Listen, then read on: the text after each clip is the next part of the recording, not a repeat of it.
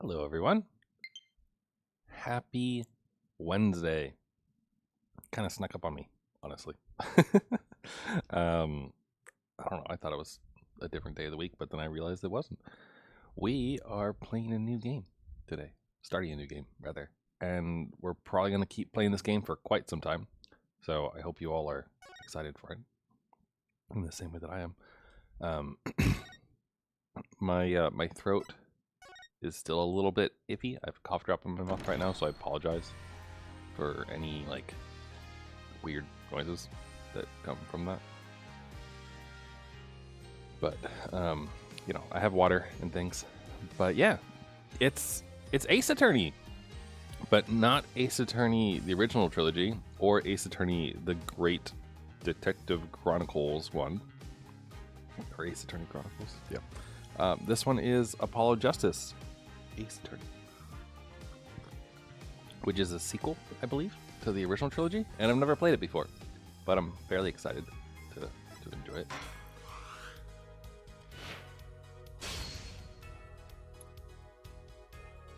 Set music background. Oh, ooh, that's cool. Okay. Switch games. So how many games are there? 3, right? I mean, it's a trilogy, so.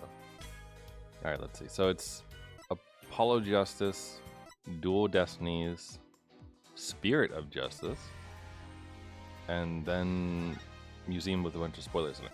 Okay, cool. That's nice. I did get this on the Switch because that's where I originally saw it advertised, and I figured that would be good. I realized after I bought the game that it's also available on Steam, and I probably should have just bought it on Steam because that would probably made it easier to stream. But anyway, we're gonna play it on the Switch, so hope you're all ready for any lag that might come from that.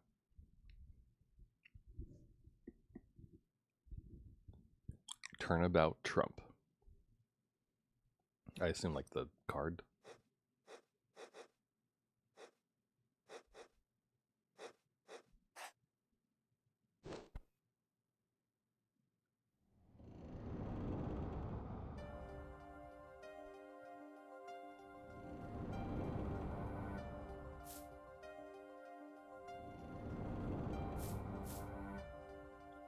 I forget how you play Trump.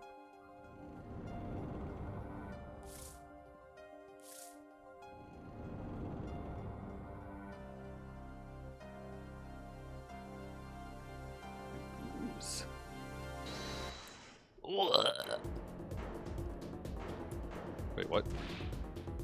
Oh god. Someone just got beaten to death with a bottle of wine.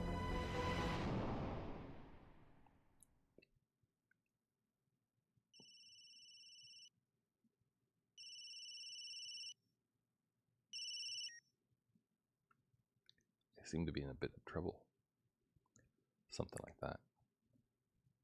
Dead. Someone hit him. Hard. Me? Please. The cops should be here any minute. I'm in your hands. You should have come to that. What?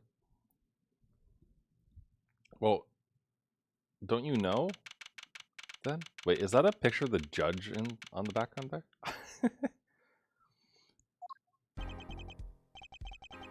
Panicked, palms sweaty, knees weak, mom spaghetti. Good morning. Good morning, sir. Pistol. You look tense, Justice. Wound up tight. Wound up, sir. No, I'm loose. I'm fine. That screeching noise. Is that your voice? I suppose it's to be expected. But I'm kind of curious what kind of options we have. So music is all the way up. Hopefully it's fine and not too low. Gameplay, subtitles good, text skip. Unread text, yeah.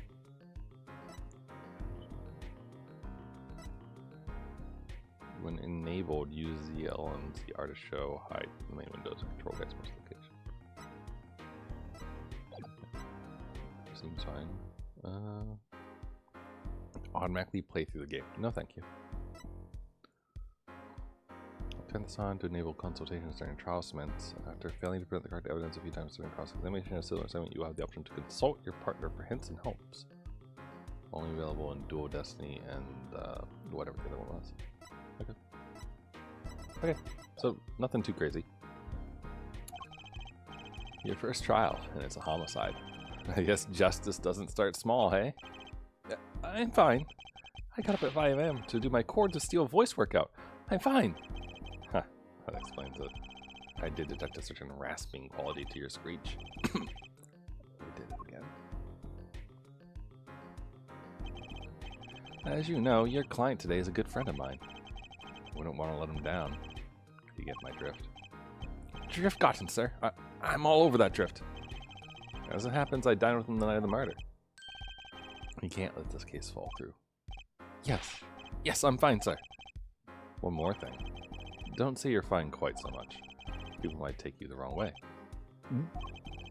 I'll be preparing our case. You might want to introduce yourself to the client. Watch it be Phoenix or something. My name is Apollo Justice. If it isn't clear already, I'm a new attorney, and today is my first trial. Not that I'm worried or anything. The defendant has been accused of murder. My boss wants to help him out, of course, and so do I. I mean, there's no way he did it. Not him. No way.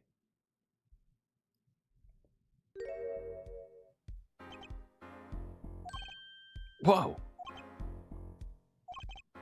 Good morning. Morning. It's all up to you today. First trial. Nervous. Meeting him. Cardiac arrest.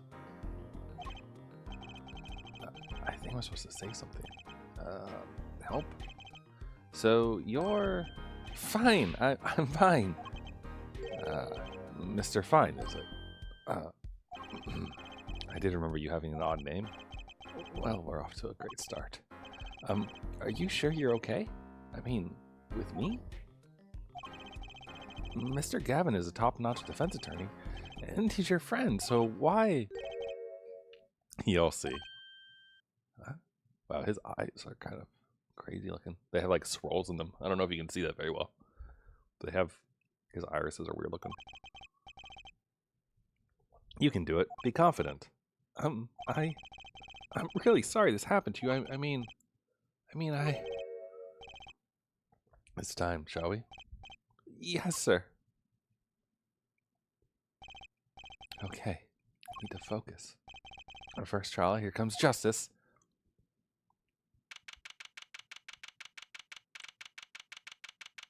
Sometimes I wish I had a cool last name that like, oh wow, Payne's here.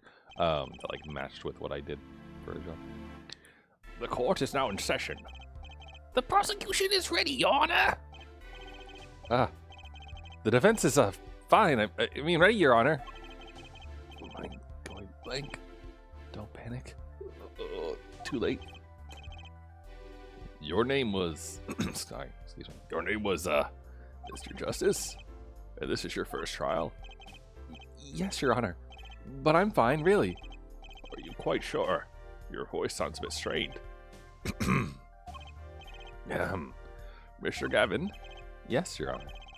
I was under the impression that you would be heading up this case. That was my intention, yes. However, a defense attorney must always cede to his client's wishes, and my client specifically requested Mr. Justice. Well, of course he wants justice, but to entrust his case to this greenhorn, why? I do not exaggerate when I say that you're the best defense attorney in town, Mr. Gavin. Okay, so Gavin's got trial experience, fine. But does he have cords of steel? Then let's begin. The defendant may enter the courtroom.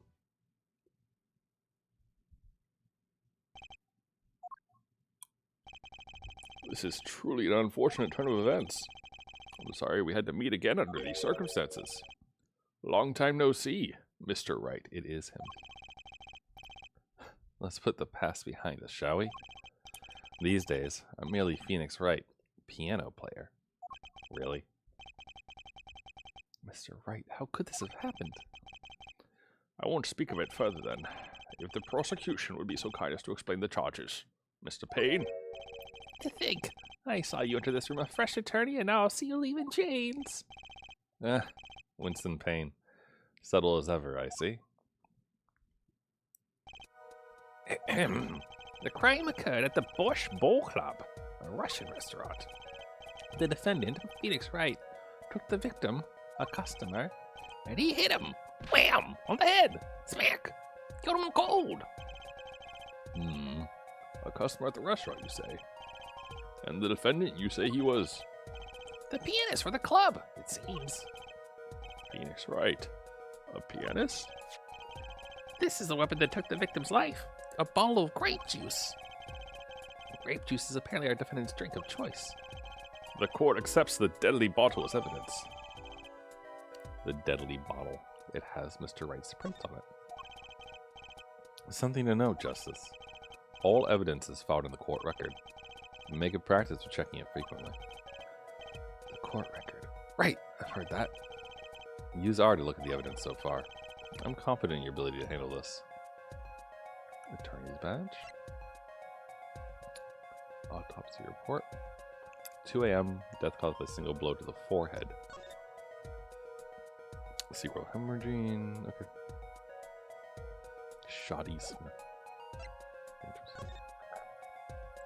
Okay. Got the bowl, bunch of cards. I'm not sure what's going on down at the bottom left. Like, am I looking at a piece of the chair? Oh no, it's the thing the chair's on. Okay, it's just shiny. Okay. The guy has his 2 aces and other things up. The other guy also has 2 aces. Yeah, alright. And grape juice. What I can, ooh.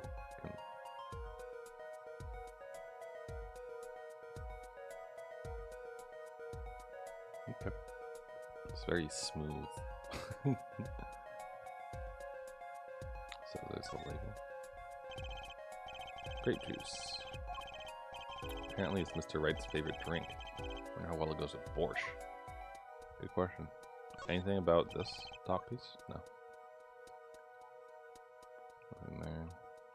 Surprised there's no like blood or things like that on this. Bottle completely empty.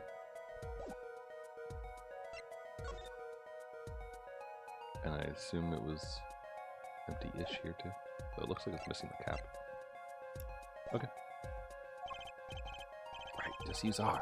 Sounds like it's time for some hands-on action. So, the victim was a customer at this restaurant. But just who was this, Shady Smith fellow? We believe he was a traveler, Your Honor. A traveler? According to his passport, he had been out of the country for a number of years. He only returned to this country recently. Though his place of residence is unclear. And he had some sort of connection with the defendant. That too is unclear at the present, Your Honor. We believe they first met at the Borscht Bowl Club on the night of the crime. If they had only just met, then why murder? Perhaps the victim slided the defendant's piano playing. That doesn't appear to have been the case. No, the motive had nothing to do with the defendant's lack of playing skill. At least, not piano playing. I'll let this photo explain what I mean. As we can see, a game of poker was in progress at the scene of the crime. Wait a second. Isn't poker gambling? That's a crime in and of itself! Indeed, it appears our defendant has fallen to become the basest sort of criminal. It is true that the defendant was engaged in a game of poker with the victim. Yet it was only that, a game in the purest sense. A competition, Your Honor. A competition? Yes, a test of wits. A silent clash of passions. Only the cards, their backs wreathed in blue flame, know its final outcome. Come again. The cards on the table had blue backs, Your Honor. I believe the defense is waxing poetic in an attempt to mystify those present and impress women. That will be our first order of business here, then. Impress more women to find out more about this fatal game of cards. Very well, defendant. You will testify to the court about the poker competition held the night of the crime. My pleasure. This is it. My first trial. Here goes nothing.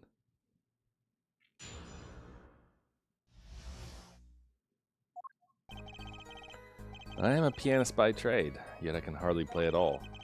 My real job is to take on interested customers over at the poker table. The room where we play and the competition in there are the club's main attractions. The rules are simple. We play a game of poker using 2 decks of cards. That's all it is. A game. And our customers are happy. A pianist who can't play piano? Better than a defense attorney who can't defend. Very well. The defense may begin the cross-examination. Right, Your Honor. My first cross-examination. Don't blow it. Are you alright? You're sweating bullets. Bullets? Where? It's a figure of speech, Justice. Your voice sounds strained and raspy, too. My brain feels strained and raspy, sir. You've watched me perform cross-examinations many times. Though you've never done one yourself, have you? Care for a refresher? Oh, what to do? Should I ask Mr. Gavin for a refresher course in cross-examination? I don't think we need this. I'm pretty sure we can do it. No need for help here, sir. I think I've got this one covered. I think you better do more than you think. You know it or you don't. I'm fine. Cords of steel are ready for battle. My weapon, press and present. Find any inconsistencies, any lies in the testimony, reveal them to the court. That is cross-examination. Learn it, know it, do it. Inconsistencies, lies. Phoenix Wright? As if Phoenix Wright would never lie. It's up to me to prove it. The defense may begin the cross-examination.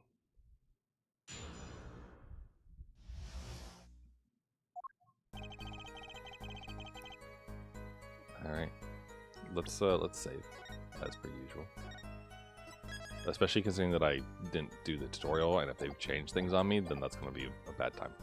But let's press them a bit. You can hardly play? Oh, I play sometimes, when customers demand it. So I play them one song. That's usually all they want. Was that supposed to be a boast just now? The title of pianist is a mask. A respectable face I wear for the world at large. Then why are you rarely at the Borscht Bowl Club? My real job is to take on interested customers over at the poker table. They pay you just to play poker? That would seem to be the case. I'm a professional after all. Bah! Do I detect pride in that statement? Just hard for an honest, hardworking member of society like me to imagine. Yes, your imagination was always a bit limited, Winston. What? I have played poker for 7 years in that little room, and I've never lost once. What? You see why the customers come now? Defeat the undefeated poker champion. It's quite a draw. That is, quite a draw. Wait, you've never lost once? Not even one time? As I said, a professional. He's played poker for 7 years, not lost once. Is that even possible?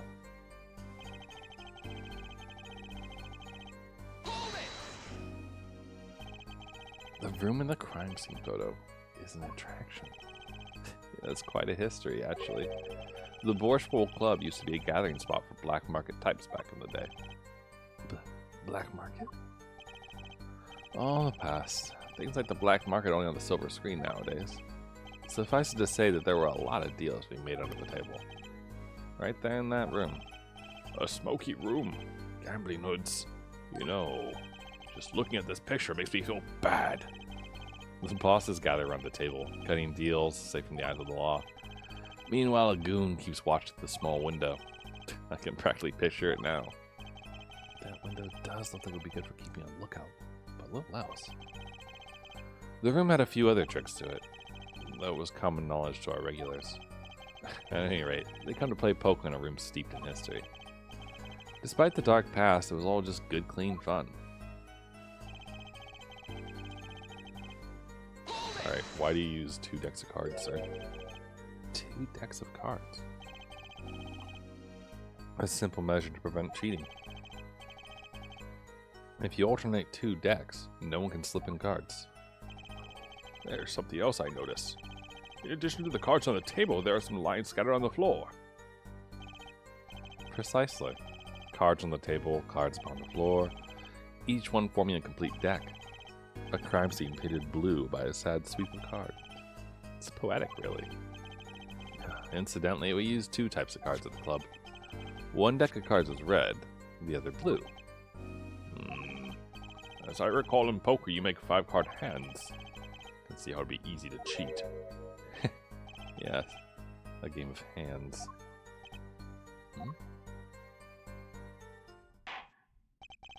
This competition you're talking about. I believe the court understands the nature of the game sufficiently.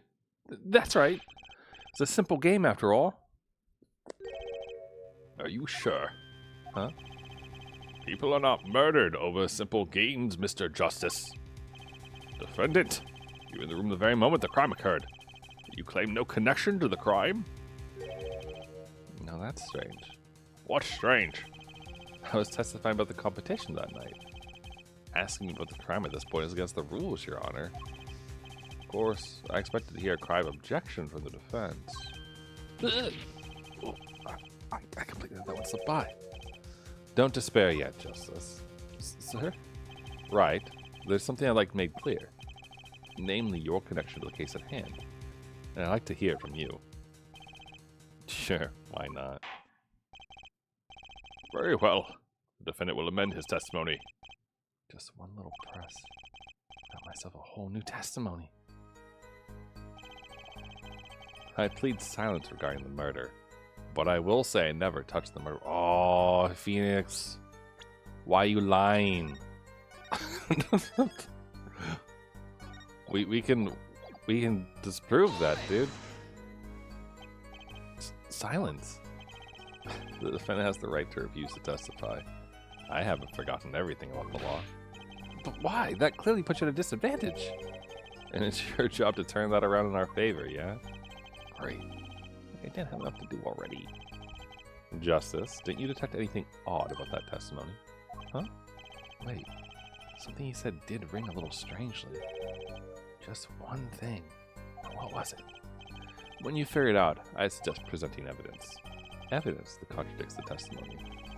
A contradiction in Mr. Wright's testimony. But why? Oh, I'd better check the court record. I can't imagine Mr. Wright lying in a testimony. Isn't it a little early to be jumping to conclusions? This is your first cross-examination. Take it slow. If you need more information, don't forget to press. Right. I got it. I'm fine. Don't listen to that testimony again. Okay.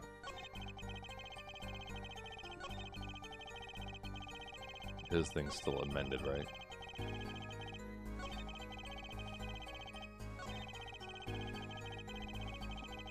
Okay.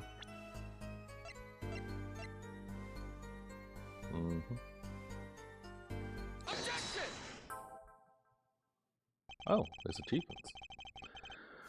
So you say you didn't touch the murder weapon. This grape juice bottle? Right? So I said. Something the matter, Mr. Justice? Too bad our new defense attorney never learned how to play dumb. What's this, Mr. Payne? I examined the bottle in question, you see, and it was covered with the defendant's fingerprints. Objection! No need to shout, Mr. Justice. I can hear you just fine. Excess yelling can damage the judge's ears. In our case. But what about my cords of steel? Anyway, what's so strange about fingerprints on a bottle in a restaurant?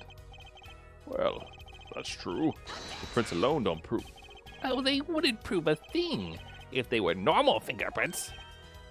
Huh? But the fingerprints on the murder weapon were upside down. Upside down? What does that mean? It means he was holding the bottle inverted. There can only be one reason for that.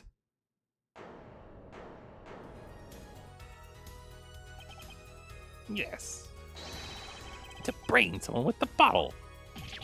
Ooh. Mr. Gavin, I think things just took a turn for the worse. Oh? I see no problem, Justice. Huh? The only thing that matters is the truth. There's a good reason for everything. You'll see. Defendant! You explain your fingerprints on this bottle to the court. I stand by my plea of silence regarding the murder. For now. Not very cooperative, are you? This could hurt your case. Yeah, I'm sure he's uncooperative because he's hiding something. There must be some reason.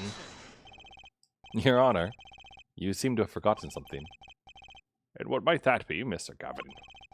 On the night of the crime, who was it who reported the murder to the police? Reported? Well, that was the defendant, Mr. Wright. But still that. Really? Yes, well, according to the case file, the murder was reported from near the scene by a call from the defendant's cell phone. Near the scene? Let's take a look at the diagram of the murder scene, shall we? The victim was murdered in a small room in a basement 2 floors down from the ground level. Of course, cell phones can't get reception to so far.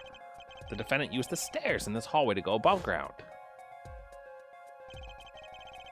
The call came from the first floor of the restaurant. I see. And, this is the phone that made the call? The defendant could have just fled the scene of the crime if he so chose. Yet he fulfilled his duty as a citizen and reported it to the authorities. And you claim he's being uncooperative. Ugh. Nice save, Mr. Gavin. I better not waste this. I think the prosecution has toyed with our client enough for the time being. Toyed? I assure you, no one is more serious about... What was it you said? The defendant was in the room the very moment that the crime occurred? How can you possibly know this? That's a good question. How indeed? The answer is simple, Your Honor. The prosecution has a decisive witness. You're as good as they say you are. So someone else was in the room that night. That must mean they witnessed the crime. Everything up till now has been a warm-up, Justice. Are you ready? Very well. The prosecution may call its first witness to the stand. Oh. They look cute, I think. I'm not sure. The witness will state her name and profession. Hold on just a moment. Where is the witness? I surmise that she's been frightened by the defense's demonic-looking horns. I used a little hair gel. Relax, people. Have no fear. If any horns point in your directions, this court will cut them off. You sure? I swear it on my gavel. Please, come out. Isn't violence against hair a crime, Your Honor? Well, if you are sure, it is okay. But they've got like a cute little Russian hat. And borscht, I assume. No, wait a minute. Would the prosecution care to explain the witness's, paraphernalia? Yes. She's a professional, Your Honor. Those are merely the tools of her trade. And that would be? My name is Olga Orley. Olga Orley. Olga Orley. Oh, Olga O'Reilly. Olga O'Reilly. That's funny. Orley.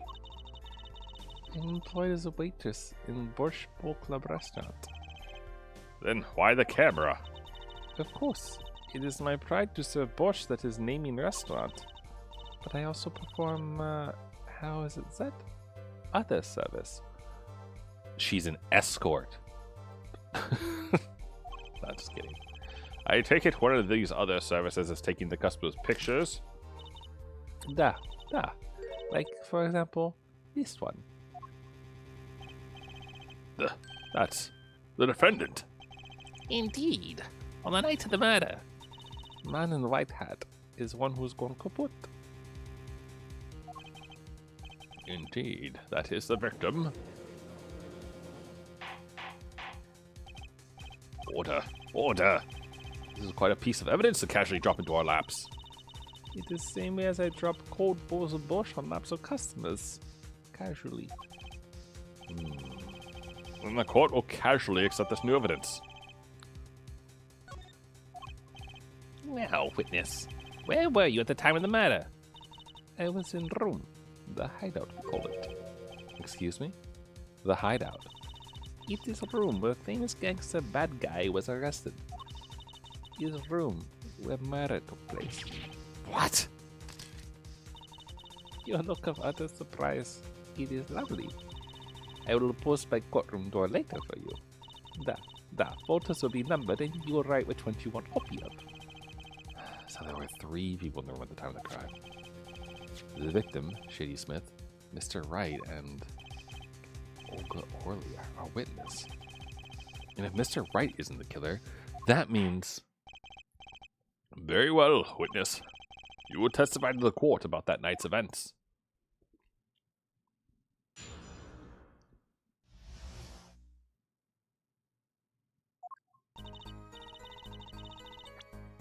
Also, we're gonna save real quick. I also kind of want to look at that picture. Hold on. I just want to take a peek at it. Okay. So, there's the bottles of grape juice next to it. I mean, if Wright reached down to just grab a bottle, he would grab it upside down. Just so. Let's see. So they're chatting with each other. There's the bowl of borscht on the table. Piano. What is? Wow, that's weird. Wright's wearing sandals. Who wears sandals when they play piano? Alright. Also, is he missing the text that was on his hat, or is it on the other side? Alright. That night, customer asked me to deal cards for game. It was cold. Both players play with hats on. The victim, he plays whole time with his hand on locket at his neck. And then, last hand is done. But something terrible has happened. That man flew at victim and is strangling him to death. Strangling? That's not... That doesn't jive with the evidence report. Incidentally, who won the game? Is it obvious? The winner was the victim, Mr. Smith. That's ridiculous. Because Mr. Wright can't lose. Justice. Maybe you can come up with a more legitimate objection. He hadn't lost in 7 years. Take it from me, kid. It happens. I didn't lose a case my first 7 years as prosecutor either. Incidentally, I have some evidence here.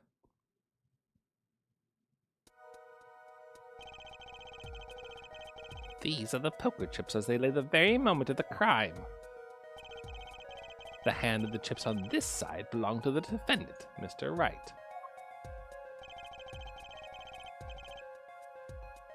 Those on the far side belong to the victim, Mr. Smith. Chips, you say? I mean, yes. Imagine that poker is war. Your hand is your army and the chips are the spoils. I know that. After all, in my youth I was known as the poker head of courtroom number 3. I think he means poker face. Looking at this picture, it does seem that most of the chips are on the victim's side of the table.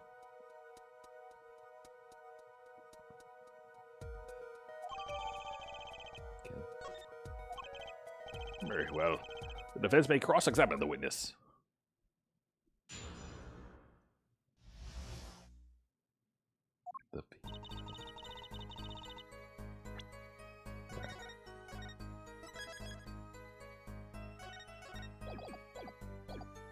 I wonder. I'm not going to actually present anything. I just want to look. He has 2 aces. The ace of diamonds and spades is on the left side. Just noting that. Diamonds and spades is on the left side. Okay. And he has a heart and clubs.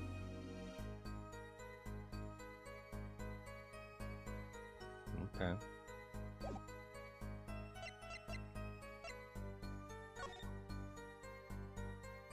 Kind of hard to see, but heart and I guess he has a club. And there's nothing in here that references the cards. Okay. Just trying to, understand. You're dealing cards? Do you do this often? Da, I am doing this. If customer wishes it, I serve anything. Borscht, cards, more borscht.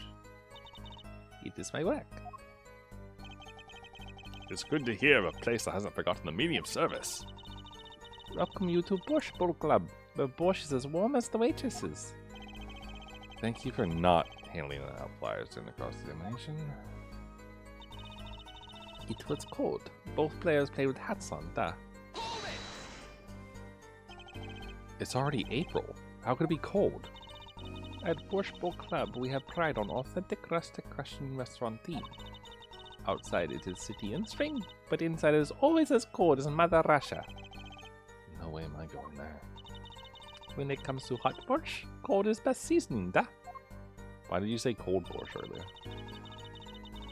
The victim, he plays whole time with his hand on his locket at his neck. His locket? I believe it was good luck charm, da. He gripped it many times as he played that night. Yes, he must have felt as though it might carry him to the moon and the stars. If it was small enough to fit around his neck, it wouldn't have much lift. The defense would like a clarification. This is the locket we're talking about? I mean, a pendant with a picture in it, right? Not a rocket. Of course! I knew that. It's probably a pendant shaped like a rocket. That's why she called it that. No, a locket's a locket. Doesn't matter. It's considered bad form to poke fun at the heart of hearing in our society. Heart of hearing or heart of understanding? So, what happened next? The last time is done, but something terrible has happened, da. Something terrible? Yeah. The defense will refrain from needless shouting. Sorry. I need to seriously reconsider this vocal training thing. Now, Mrs. O'Reilly, can you tell us what really happened? Oh, I was so frightened. I trembled with fear. That man threw the victim and is strangling him to death. Okay, so I already know that we could present evidence and kill that, for sure. But let's press. But the defendant would never do such a thing. Ooh. Well, now, I can't say I've ever heard the defense try this tactic. If possible, please refrain from embarrassing me. Still, why would anyone do something like this over a game of poker? Perhaps it is because the defendant has lost game? Yes, a crushing defeat for a man undefeated. So it always is with men like him. Winners make sore losers, and oh, how the mighty fall. Go ahead. I believe you know what it is you need to do. Right, sir. Leave it to me. There are only 3 people in the room at the time of the murder. The victim, Shady Smith, Mr. Wright, and if Mr. Wright isn't the killer, I've got you now, O'Reilly. O'Reilly.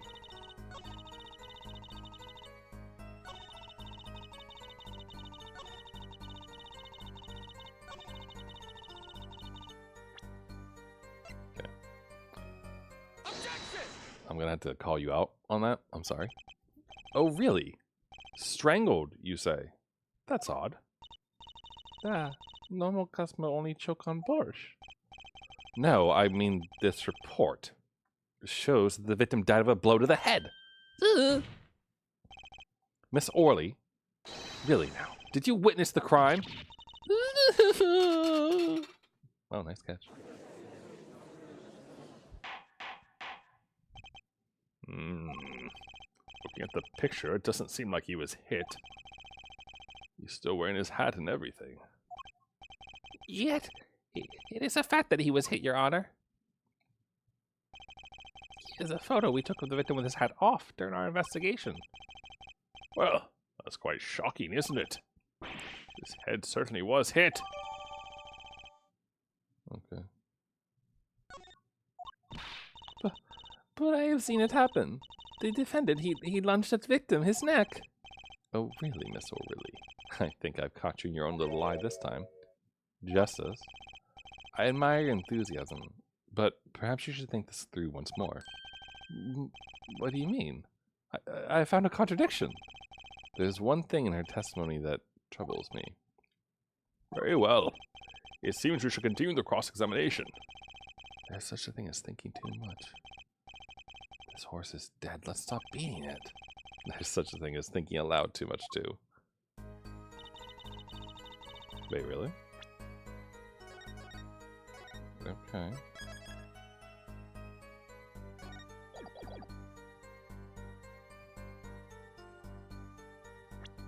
Okay, well, I mean, we got new evidence at the very least.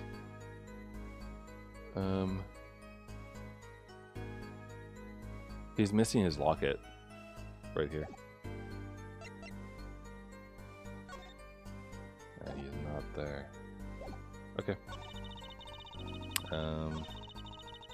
He plays his whole time with his hand as his locket at his neck.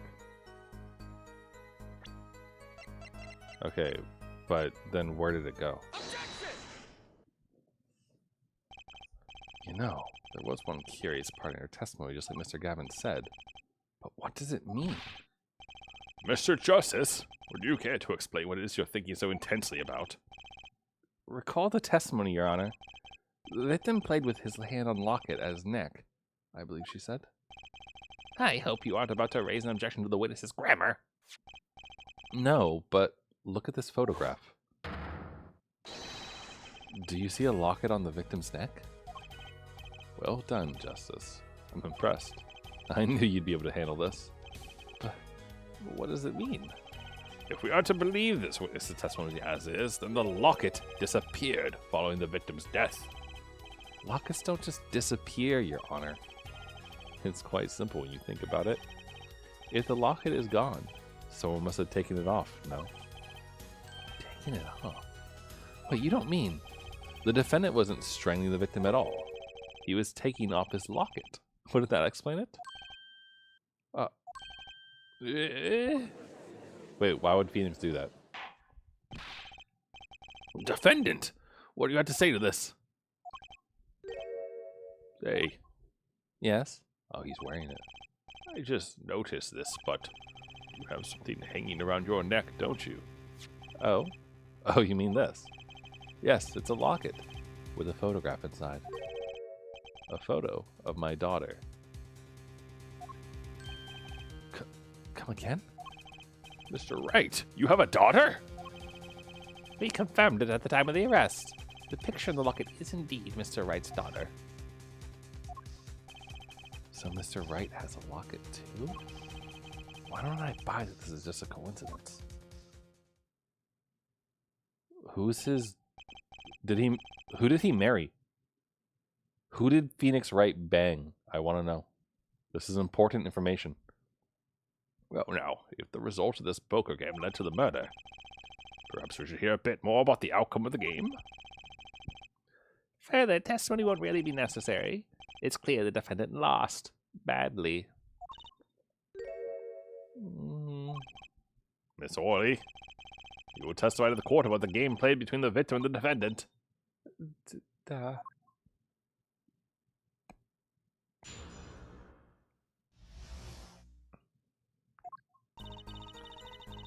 game began with 3,500 point-in chips for each man. House chips come in two sizes, small and large. The one who was winning, it was victim. For last hand, the defendant play with all chips on table and lose. The moment loss was decided, the defendant grabs a bottle from table and... Indeed. Looking at this picture, it does seem to be a one-sided game. As the court knows, poker was the defendant's life. Failure must have been a bitter pill to swallow. Ah, how many times have I heard these words? I done it in a fit of anger, Your Honor, and now to regret what I done. A common tale, but true. Oh, that's right. He's supposed to be like relatively Irish, isn't he? Or something like that. Me thinks the judge watches too many old court movies. Mr. Wright said he hasn't lost in 7 years, so this testimony must be wrong. Yeah, that he's lying. Okay. We'll press on everything. Are those the usual starting points? Or any special rules used? No, not special. Usual game, usual rules. If each man began with 3,500 points, then the total would be Exactly 7,000 points. Please, this isn't calculus. It's not even long division. 7,000 points. Hold up. How many chips are there on the table? They come in big and small, right? 4. Okay. So there's 10 big chips and 6 small chips? That's weird, right? I mean, I don't know how much the point values are, but those don't really sound like they line up very well. Right? It's kind of weird. Can you tell us the point values? Are the chips in this photo all the chips that were used?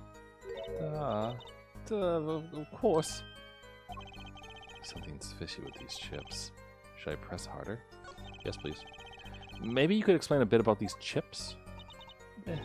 Explain? What is there to be explained? Poker chips are poker chips. Not fish and chips, not a chip off the old block, not a motorcycle cop, not a... Thanks. Now that I pressed her, I better ask something. What are these chips worth? Are they in dollars? Rubles even? Yeah, as I have been saying before, it was game, not gambling. Hard perhaps for capitalists to understand. 2 types of chips. 100-point chips and 1,000-point chips. Okay, so that's useful. Assuming... Okay.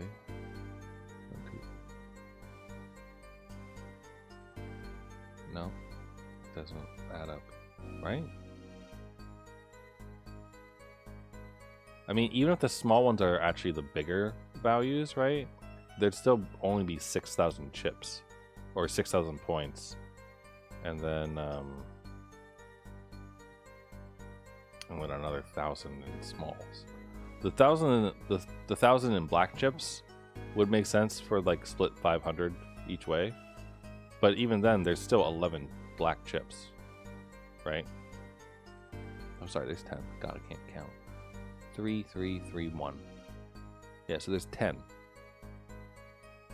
So the big ones must be the smalls, I guess. But there's still... Yeah. Okay, so he's losing, the guy on the right. Because assuming the small chips are thousands, then Phoenix has 4,100 points. And the other guy doesn't. It is not money, da. Justice. Sir, don't you find her comment interesting? In more ways than one, sir. I'd have it added to her testimony myself. Well, does the defense want the witness to add to her testimony? Yes, please. Yes, I do think this deserves further scrutiny. Add it to the testimony. Well, I wish I knew where I was going with this. Very well, witness, if you would be so kind. Da, Your Honor. One kind of chip is worth 1,000 points. Other kind is worth 1,000. 2 kinds in all. I'm gonna press her on it. I'm just gonna save real quick.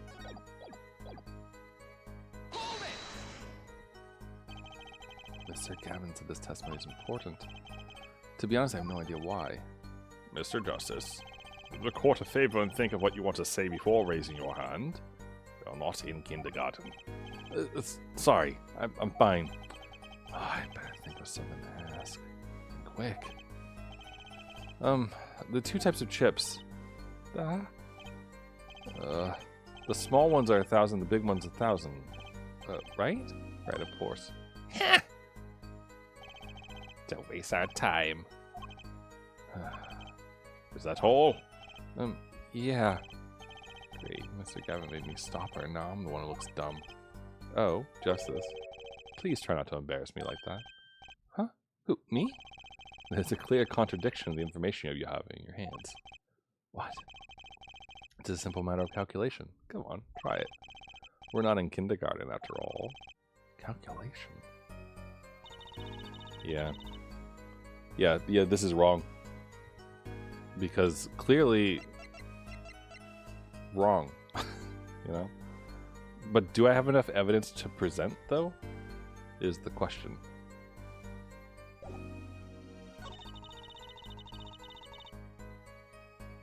Play with all chips on table and lose. I think that's also false. Right?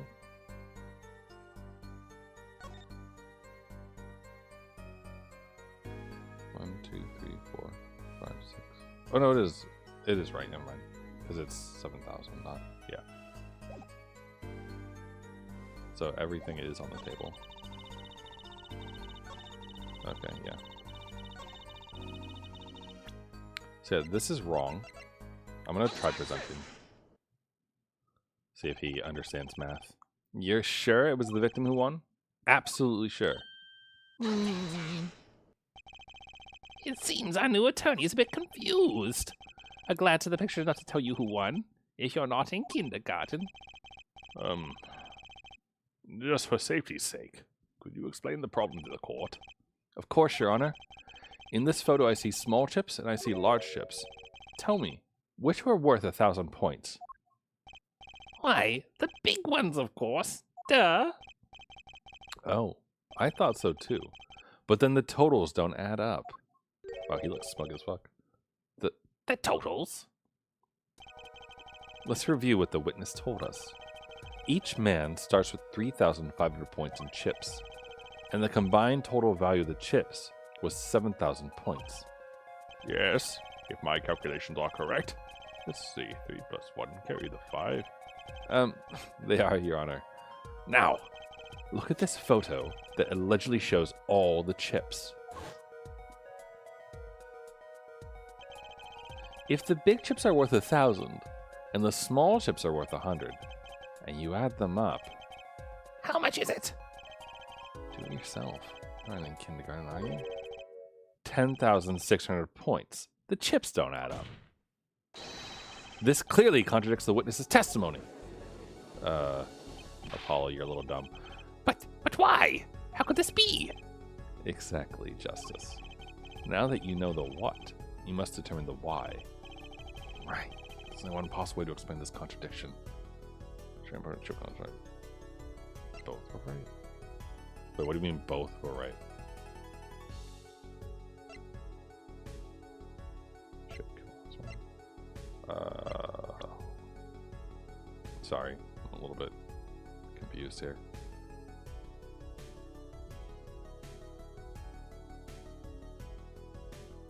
Now I'm the one who's going back to kindergarten. Also, I like this music.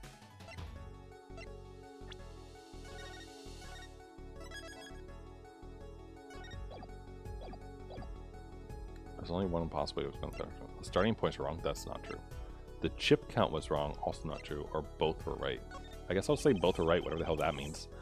Each man began the game with 3,500 points. If all the chips are indeed shown in this photograph, then there can be only one answer. Well, what is it? The value of the chips was the other way round. What? Want to know what I think? The small chips were worth 1,000 points, not the big ones. Madness! Utter madness! Show me the photograph again. The chips again. There are 6 small chips and 10 large chips. Why? That does make 7,000 points when you add them up. Excellent work, Justice. You can do basic math. It's almost as though you figured it out all by yourself. Well, I'm just glad I was the one who said it. But wait! The value of the chips may be different, but that changes nothing. Indeed. The victim did have the larger number of chips still. Exactly. If the small chips are 1,000 points, and the large chips are 100, let's do a little math. Add the points for each side of the table. The victim, Mr. Smith, had 2,900 points and the defendant 4,100. Well now, it seems that Mr. Wright was winning that night after all. That's impossible. My client had even less reason to kill the victim. After all, he was winning.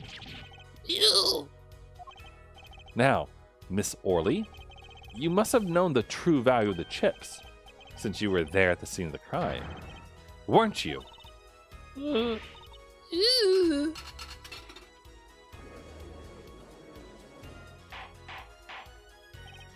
Order! Order!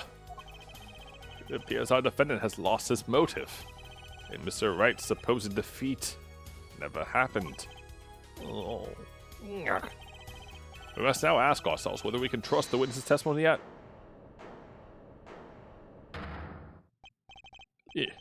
Excuse me? What is it, Miss Orley? I did not want to be saying this, but actually, you see, See what, Miss Orley? What do we see? in the last hand there was cheat. A cheat? You don't mean a trick? Wait, what do you mean? A scam? They're all the same thing. Yes, there was a cheat in the last hand. That is why a game ends with chips as they are. Great. Just great. First we have lying, now cheating? Well, this case certainly has taken a turn. Really interesting. Witness, you will please testify to the court. Tell us about this cheating in the final hand.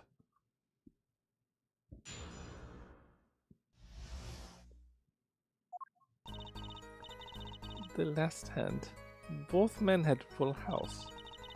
There's 4 of each card in deck, from ace to king. If you look at both men's hands, cheat is more obvious. The next moment, game becomes argument. The defendant's tricks was exposed. He took bottle in his hand. Poor Mr. Smith. Okay, but they used 2 decks, though. What are you talking about? Miss Orley, why did you not tell the court about this from the very beginning? I thought I spotted a cover up here. Well, folks, it's time to throw back the covers. A full house is a very high-scoring hand. Not easy to make in my experience. That alone is enough to suspect less than scrupulous tactics. Mr. Gavin, what's a full house? Lawyers these days. You don't know your poker. I can't say this bodes well for your case or career. What is this? Some kind of secret court poker ring? Justice, you know the terms 1 pair, 2 pair, and 3 of a kind, yes? Yeah, no problem. 2 cards with the same number make a pair, and 3 makes a 3 of a kind. Good. Now, picture a hand with 1 pair and 1 3 of a kind. That's a full house. That doesn't sound very easy to make, does it? You can see each player's hand in this photo. Wow, they both have full houses. We forget there's an easy way to make a full house and go undefeated for 7 years. You cheat. The defense may cross-examine the witness. If he did cheat in the last hand, that still leaves one important question. Mr. Wright lost that hand. Who's ever heard of a professional con man losing when they cheat?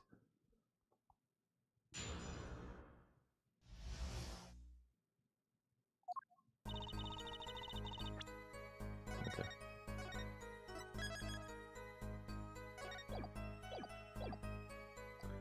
The last hand, both men had full house. Just how hard is it to make a full house anyway? It is quite hard. It is making a pair and a 3 of a kind at the same time. I guess that's right. Very difficult, to be sure. You can take my word as the poker head of courtroom number 3. Very difficult, but it's not impossible. Okay, full house hard. This line of questioning, a waste of time. Ace to king. Yeah. Okay. 4 of each card, you say? There's 1 spade, 1 diamond, 1 heart, and 1 club for each card. It is interesting fact that this number 4 comes from the number of seasons. Huh, you don't say. And did you know that the cards are numbered 1 through 13? Out of the cards in a deck, you get 364. A year! Huh, you don't say. Isn't that what they show? That's why each deck has 2 jokers. They say the second joker stands for the leap year. Thus you have a perfect representation of the year, all in a deck of cards. Huh, you don't say. We're gonna be in this courtroom for a year if it keeps going like this. Cheat is more obvious. See, I don't think this is true. I don't see the cheat. How was it clear? The defendant, he played a 5th ace. No, he didn't. Are you fucking deaf and dumb and blind? Where is this? Where? Are you dumb? Like, there's 2 other cards not on the table shown. One is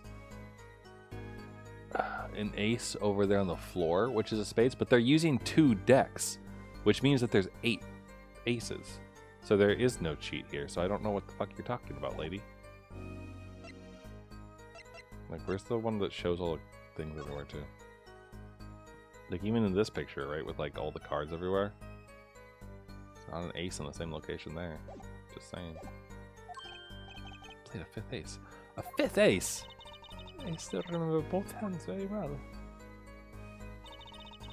Mr. Smith's hand has 3 aces. No, it doesn't. No, it doesn't. You're wrong, lady. There's 2 aces over there. Oh, hi, contradiction. In Mr. Wright's too. Obviously, Cheaty was afoot. Or perhaps I should say a hand. Your Honor, perhaps this can be added to the testimony without Mr. Payne's joke. Very well. The witness will add this detail to her testimony, please. Okay, but this is wrong. I mean, like, I could just present here, I guess. But I do like to press everything, honestly. A 5th ace. It should not exist, no? I still remember both hands very well. Okay, you just give me this again.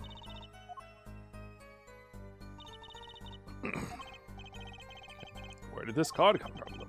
Perhaps we should ask the defendant that very question. Adding cards to a deck is no less serious taboo than forging evidence in a court of law. Now, perhaps it's time for you to say something, Justice. You bet. No intention of staying quiet. Not me, no, sir. I better find some restricting evidence fast.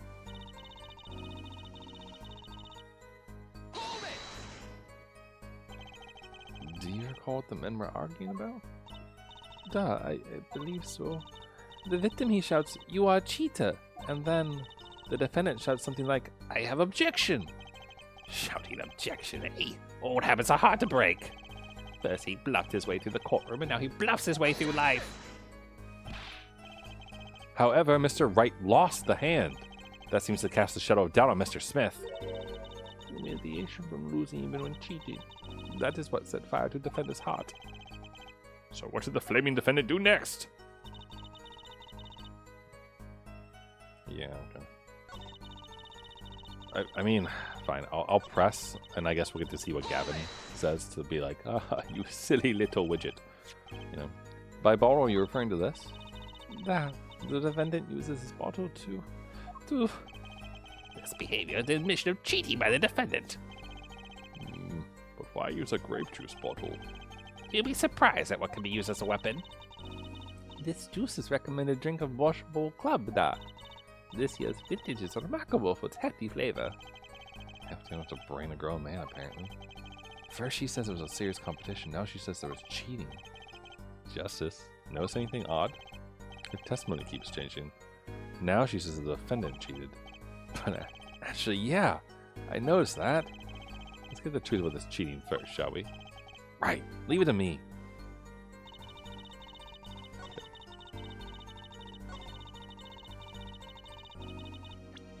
Yeah, see, you're wrong.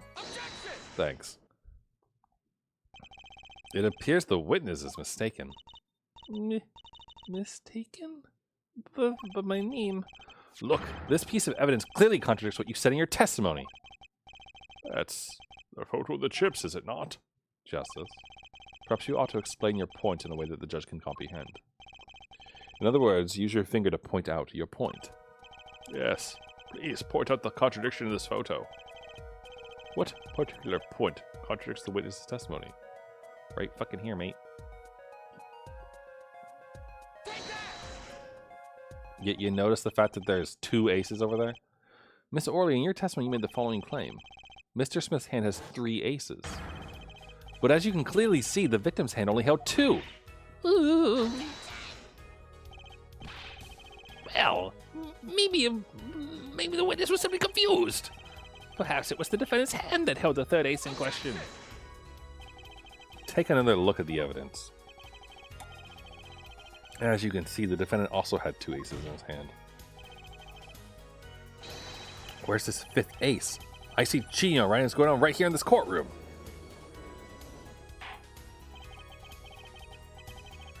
Two aces in each player's hand does make 4 aces total. Hardly proof of cheating. Oh, wait, please. It is true. I have seen it. The 5th ace. There was cheating. I swear to you. That's odd. She must be lying, yet she's the most sincere I've seen her all day. You're right to trust your instincts.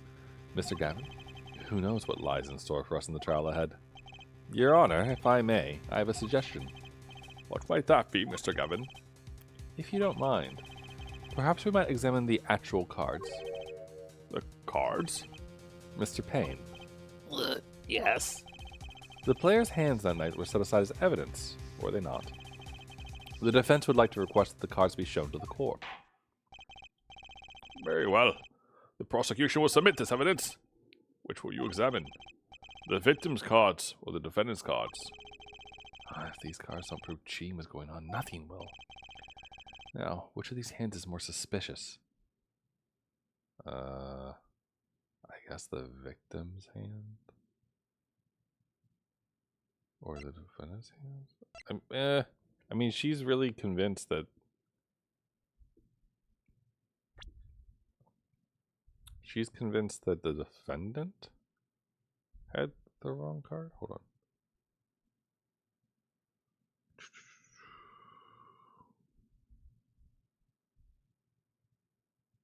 Mr. Smith's hand has 3 aces. Well, then I guess I should look at the victim's hand. It was the victim's hand that changed over the course of the witness's testimony. The defense requests time to examine Mr. Smith's cards. Very well, Mr. Payne, if you would. Very well. Okay. Well, time is a-wasting. Get to it, Justice. Yes, sir. In examining evidence, be sure to view it from all sides and angles. Try using the stick to turn it around every which way and X and Y to zoom in and out. That should give you a better perspective on the case and your life choices. Okay. Oh, ho, I see. Look at this. This one's blue on this side. What? Your Honor, look at this. One of the victim's cards. The back is a different color. Eh? That's impossible. But I put that card in Wright's hand.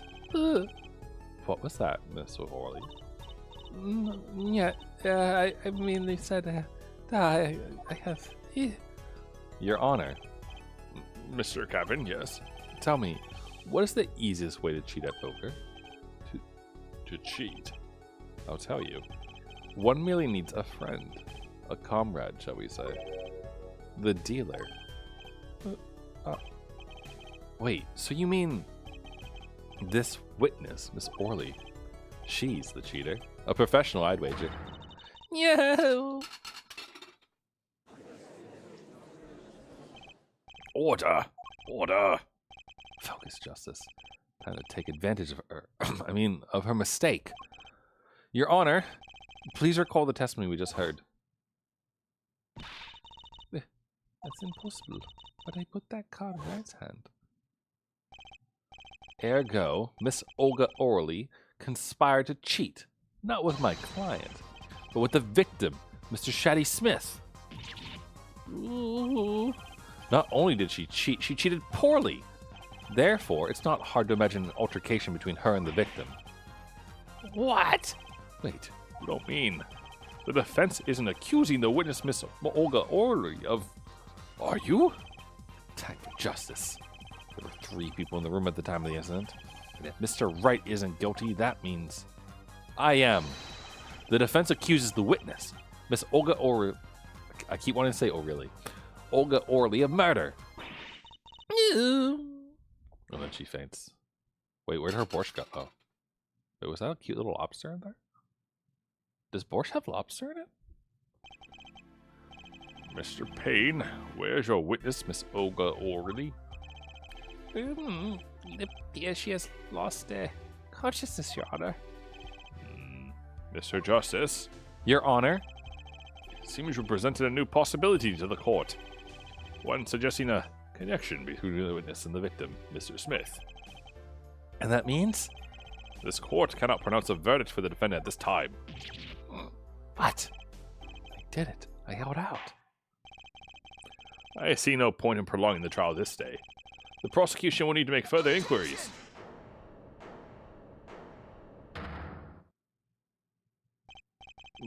Mr. Wright? You can't end the trial here, Your Honor. Not yet. What nonsense is the defendant spewing now? Think. One of the cards had a different colored back. Don't you wonder what it means? What are you doing, Mr. Wright? Raising objections right when you're about to get off the hook? Ridiculous! Mr. Payne, you of all people should know, Mr. Wright has a talent for the ridiculous. I'd say. Perhaps we should get to the bottom of things. Let's get the facts about the game that fateful night. As was said before, we alternated between 2 decks of cards that night.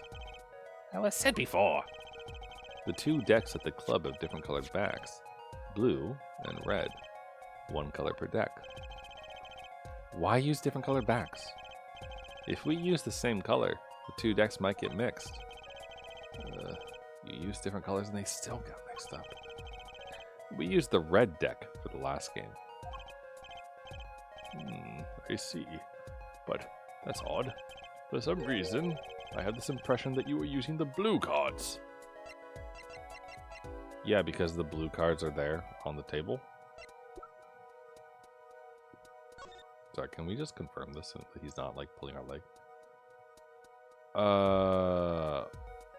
Okay, so he had 1 blue card and all red. Okay. Yeah, me too. I'm sure someone said something about blue cards. Whatever. In the end, 1 card of the wrong color got in the mix, which means there was cheating. No, there were 4. We used the red. Oh no, okay, never mind. Yes, a card slipped into the deck would seem to indicate cheating. Yet, this card raises 2 serious questions. Apollo? Yes? Let's consider the first question, shall we? Think. In the last game, when was the card swapped? When? There are 3 broad possibilities here. It could have been swapped before the murder, during the murder, or after the murder. Well, yeah. Thanks for the news bulletin, Mr. Wright. Of course it was swapped. Oh. It might be as simple as you think, Mr. Payne. Or it might not be. I'd like to hear what Apollo thinks first. When do you think the cards were swapped? When was the card swapped with the deck? I see, that's actually a very good question, right? Let's think about this, I guess. So, here, after the murder happened, right, we can see there's the 2 aces, and I think the 3 kings are showed there. That's whatever. And then this is, when was this? When the crime took place. So it was already there. And then this is the ones left at the scene with the 3rd king. So it would be before the murder then, right? Because we have 2 pieces of evidence that show it after being set up. And Olga also said that she had dealt the card, right? So it's before the murder. Well, it must have happened before the murder. You mean during the game? I wonder. Huh? Why? Think, when you're playing poker, which side of the cards face your opponents? The back. Not something the poker head of courtroom number 3 would be likely to miss. Sorry, let me think about this some more. When was the card swapped into the deck? Dang. When was the card swapped into the deck? I guess.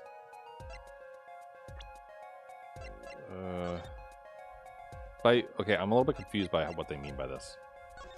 Because, like, when was it swapped into the deck?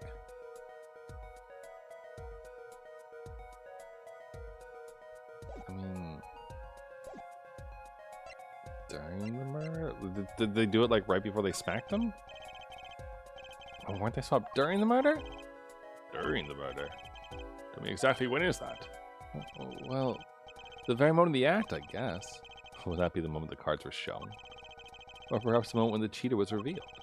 Or maybe the very moment the bottle came down on Mr. Smith's head. Can I have a moment? That moment could cost you this case. Sorry, let me rethink this. Okay. So it's after the murder. Why?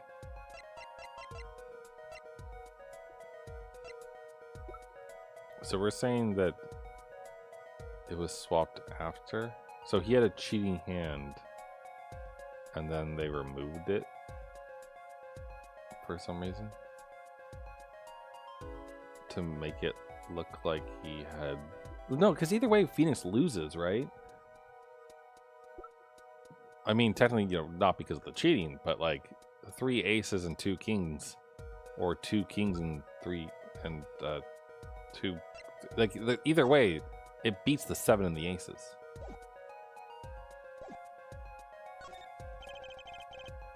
They wanted to make it look like they cheated after? Why? What's that? Ridiculous. What's the point of cheating after the hands have been shown? That's silly. Yes, but tell me, how do you swap cards during the game? I'll take silly over impossible. Take it from me, son. There's a lot of silly in this world, but very little impossible. Oh? Even when the backs of the cards are a different color? If you pulled that during the game, you'd be caught in no time. Quite true. That would mean that the blue card in question was swapped after the hands were shown. After the murder. Okay, this is going past silly and straight on to crazy. I ask again, what's the point of cheating after the game's over? Who would do that? You indeed. That's one of the mysteries before us. There's another? Yes. A simple yet decisive question must be asked.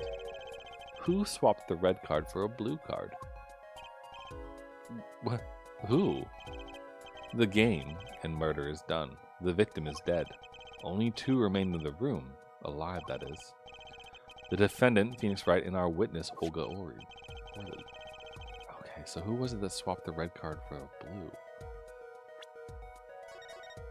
Well, Olga said that she gave that card, that she was supposed to give that to Phoenix. I don't think this probably doesn't go all the way up there, right? It probably stops before that. Yeah, no, it does. Damn it. Who swapped the red card for a blue card? I mean, I don't know why Phoenix would. Like, I don't think there's a reason for it. Unless he wanted to make it look like a fair... Like, the dude played fairly and lost or somehow or something? Or that he played fairly and... It doesn't make sense either way. Well, I guess the victim lost, right? And so the card was put in after to make it look like he would have won. So that, like, is for the motive, which means Olga did it? Unless there was someone else.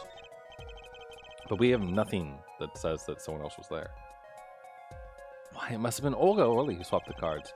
She was trying to come up evidence of the cheating. Does make some sense. Sorry, but there's a problem with that explanation. The swap card was from the wrong deck. Yes, a blue card was stuck into a red hand. Mixing a card from the wrong deck when the backs are different colors? Remember that you're talking about Olga Orly. She was the dealer. Do you really think she would make such a novice mistake? Actually, I have trouble imagining the judge making that mistake. Give a little more thought, Apollo. Right. Well, it wouldn't have been Phoenix, so someone else. The one who swapped the card wasn't Mr. Wright, of course. Oh, was the victim not dead yet, maybe, and he swapped the card? Yeah, well, it doesn't seem like it could have been Olga Orly either. What are you suggesting? That's hardly a logical conclusion, I'll admit. As the defense, I think it only makes sense for you to name Miss Orly at this point. Yeah, I know. But she was the one who dealt the cards, right? I just can't believe she would make the mistake of swapping the wrong colored card. If the card was swapped during the game, it'd be obvious. Something you'd like to share with the court, Mr. Wright. Oh, my apologies, Your Honor. I was just thinking how much fun all this is. Fun? How about confusing? I have no idea what the defense is claiming, Your Honor. If the one who swapped the card wasn't the defendant and it wasn't Mr. O'Reilly, then who was it? Yeah, well, that is the question, isn't it? Precisely. Huh? I believe we're about to see this case take a new direction. A new direction? We'll find that indeed after the murder, someone swapped one of the cards in the victim's hand. And that someone made two critical mistakes. Oh, I'm sure you're going to tell us that the first was swapping the wrong color card. Because the one who did the swap didn't know two colors of cards are being used. The other mistake was the number on the card. Right. The person replaced the fifth ace with a king. I'm sure whoever swapped it wasn't expecting it to be a fifth ace after all. All they knew was that the game had been won with a full house. So they picked up a king from the table and swapped it in. But there's one problem. According to our case record, this person doesn't exist. True. Not until now. But you have to admit the possibility of a fourth person. Though it's more than a possibility. There was someone else there that night at the scene of the crime. What? I believe the judge spoke truthfully earlier. You do make trials ridiculous, Mr. Wright. This trial is proceeded on one central assumption. Namely, that at the time of the incident, there were only 3 people in that room. I believe this new evidence, shall we say, overturns that assumption. The problem is that you chose to conceal this information from the court. I suppose that is a problem, yeah. Court is adjourned for a brief recess. Mr. Gavin, I'll see you in my chambers during this recess. Certainly, Your Honor. Very well. The trial will resume in 20 minutes.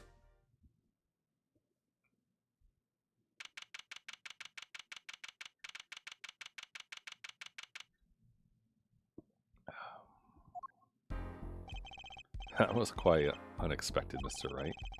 To suddenly claim there was another person at the scene of the crime like that. I must ask, is it the truth? Oh, no. I think you would know the answer to that. Being mysterious, are we? Sadly, I have no time for mysteries. I only ask that you leave the defending to your defense in the future. Otherwise, I cannot guarantee the outcome. I see you haven't mellowed out one bit, Kristoff. Justice. Yes, sir. The judge is summoning me to his chambers, so carry on without me. You did well, Apollo. Can I ask you something? Sure. That locket you wear, is that really yours, Mr. Wright? You're wondering about the victim's disappearing locket? Yeah, you can take a look at it. That's a picture of my daughter in there. If she looks like Maya. Oh yeah, she does. She looks like she's got like a little top hat on. That's adorable. I'm just surprised to hear you had a daughter. Most people are. Probably should meet her one of these days. One more question. The one who cheated that night, was it you? What do you think? Huh? You know what happened 7 years ago? What I did? It's not unreasonable for you to think I might cheat. I never, honest, but it is odd that he managed to go undefeated for 7 whole years. Want to know something? There's only one game where you can be dealt bad cards all night and still win. Poker. Huh? You see, poker is all about reading your opponent. In that way, it's a lot like a court case. Poker is like trial law? Figure out what your opponent is thinking and you win. Well, yeah, but that's harder than it sounds. I think not. Try as they might to conceal it, everyone reveals their true thoughts in the end. Their body language can become a valuable source of information. You're kidding. That witness, for instance, Miss Worley. She would touch the back of her neck during certain parts of her testimony. Do you notice? No. Come on, who noticed that? Words, habits, twitches. It's all information for the reading. That's the secret to winning, Apollo. Someone taught me. And now I pass the secret on to you. But I'm not worthy. I mean, there's no way I'll pick up on these signals. No, you can do it. You just don't know it yet. What's he talking about? But you will, soon. I almost forgot. One more thing. About this case. You should know I haven't told the truth to anyone yet. What? I knew it. I have my reasons, of course. All shall be revealed. And Apollo, I need you to be there, defending me. I need your power. My, power? I had no idea my cords of steel were that special. It's time. The real trial begins now. Do your best. I kind of like homeless Wright. I mean, I assume he's not homeless, but like, I don't know. It's kind of nice that he's very chill like this, as opposed to, you know, the original trilogy Wright, who is very much crazy, or not crazy, but like always a little bit high strung, you know. April 20th. Apparently, I started this game a few months too early. Court will now reconvene. As our witness, Miss Olga Orler. Orly recovered. I want to say O'Reilly. Yes, Your Honor. Well, she's regained consciousness. Perhaps we can hear her version of the events again. That's the thing, you see. She's quite fatigued. You're looking a bit fatigued yourself, Mr. Payne. Sadly, fatigue is insufficient grounds for refusing to testify or prosecute. The defense would like to request that Miss Orley take the stand. Very well. The witness will take the stand. Perhaps you could repeat your name and profession? Or perhaps you'd rather admit that you're a poor liar and a poor loser. What? Whoa. Name's Olga Orley. That's the truth. I'm a pro dealer. People call me Olga Quick Fingers Orley. Oh, really? Want to know something else? I'm not really Russian, and my last name sounds like oh really. There, that's the truth. I hope you're satisfied. Witness, you will tell the court what you were really up to that night. Fine, I'll talk. We had a plan, see? Let me remind you that you are currently under oath. Any further fabrications will have serious consequences. Fine. Wait, hold on. Like I said, I'm a pro.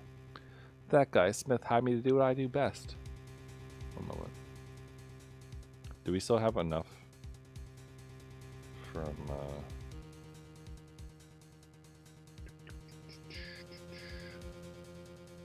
She touches the back of her neck during certain parts of her testimony.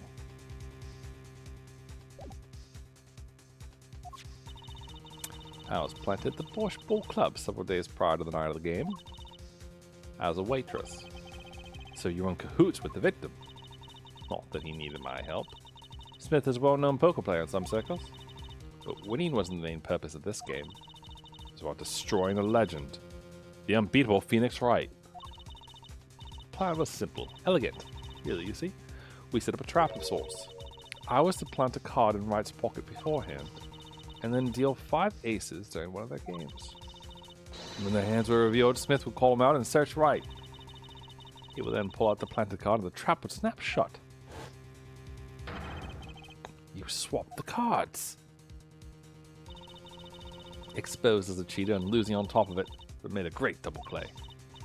Just like that, the legend would be dashed to pieces. Indeed. Getting caught red-handed cheating would cast doubt on all his prior wins. A 7-year legend, destroyed by one little card. That was the plan.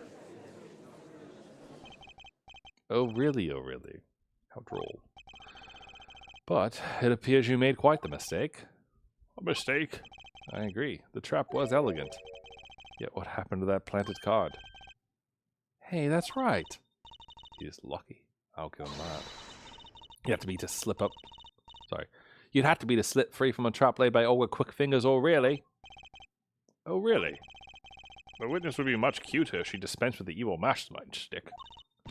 Cute? Who wants to be cute? I'm not cute, I'm bad, you hear me? Bad!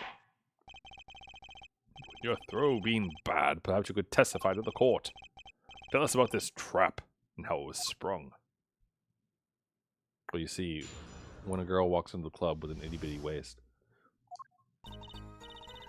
that night I planted the card like I was supposed to. And Wright lost the last hand, just like he was supposed to. Then Smith searched him.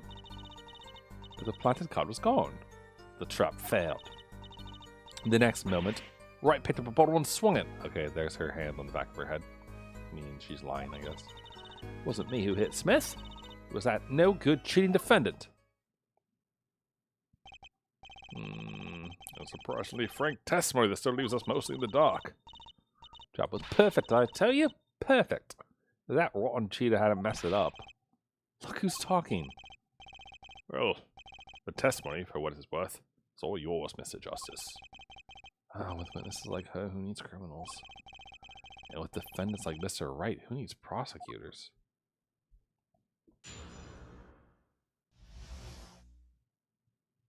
Okay, but she's a cute little pirate lady, though.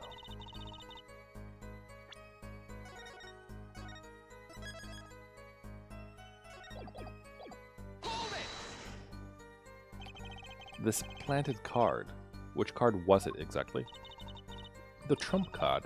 The 5 of hearts. The 5 of hearts? Are you on crack, lady? The 5 of hearts isn't in here. What? Okay, I'm a little confused. Let me guess. Mr. Wright was to have to switch the 5 with the ace to make a full house. At least that's what you were going to accuse him of doing, thereby ruining his legend. Well, I slid it into Wright's pocket. When was this? Why, before the match, of course. While he was eating. At the Borscht Bowl Club, we said Borscht and suckers. Remind me to never go there. Of course, the card was to make his grand debut during the game. Like a good Borscht, a good plot must be cooked early and allowed to thicken.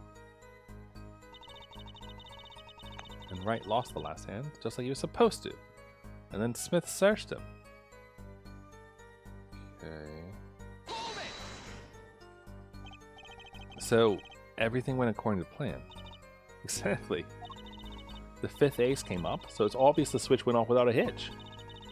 Once the extra card was found in his pocket, Wright will be forever known as a cheat and a fraud. There are worse things to be known as, I suppose. Tell us what happened with the search. The trap failed. The card disappeared? Yeah. My trump card, the 5 of hearts. Gone. Without a trace. Poof. Zippo. We searched every nook and cranny. Also, he doesn't lock it in this picture, just saying. Even inside his cute little hat. But the card was nowhere to be found. Is this correct? Never in my long storied career Never has Quick Fingers O'Reilly been so readily duped. Oh, really? So, what did happen to that 5 of hearts? Don't look at me. Why don't you ask that cheating, lying, two-faced defendant? 5 of Hearts is still missing in action. Guess well, Wright picked up a bottle and swung it. Wait, isn't that a little odd? What's odd? You searched Mr. Wright thoroughly and found nothing? Which means he didn't cheat. Which means he had no reason to strike the victim. Well... what was that just now? I sensed something. Something wrong, Mr. Justice. No, nothing, Your Honor. What to do? Should I press her a little harder?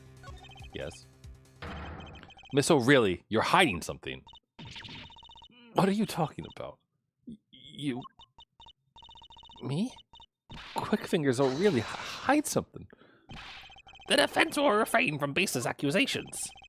I have one question for the witness, then. You say you saw the moment the defendant hit the victim. Is this true? Of course it's true. I did see it, honest. I saw it when Wright hit him. With my own eyes, I saw it. What's this weird vibe I'm getting? That witness, for instance, Miss O'Reilly, she would touch the back of her neck during certain parts of her testimony. Did you notice? Touching her neck was it?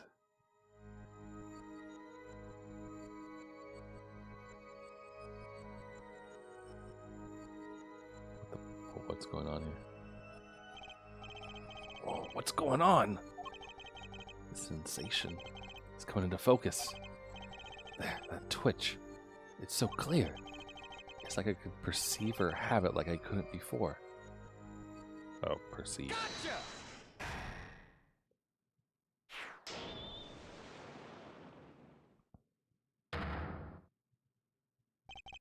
Miss O'Reilly, perhaps you are unaware of this yourself. Unaware of what? Whenever you get to a certain part of your testimony, you touch the back of your neck with your left hand. My neck? So what? What indeed, Justice? I hadn't noticed anything of the sort.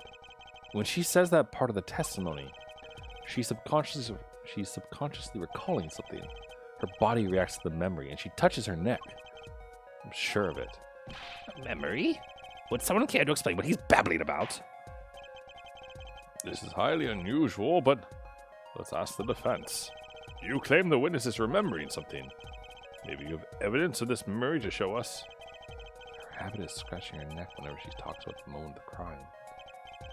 So, what would remind her most of the moment of the crime? Miss O'Reilly, whenever you recall the crime that night, you scratch your neck. What's that happens when you think about the moment of the crime? There must be some reason behind this habit of yours. I believe the weapon that left an inerasable impression on your neck is this. What, the juice?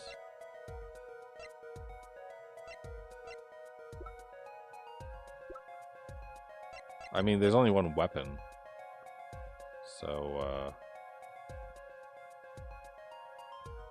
why would... I mean, is that too obvious? Death caused by a single blow to the forehead. There's the hats and such.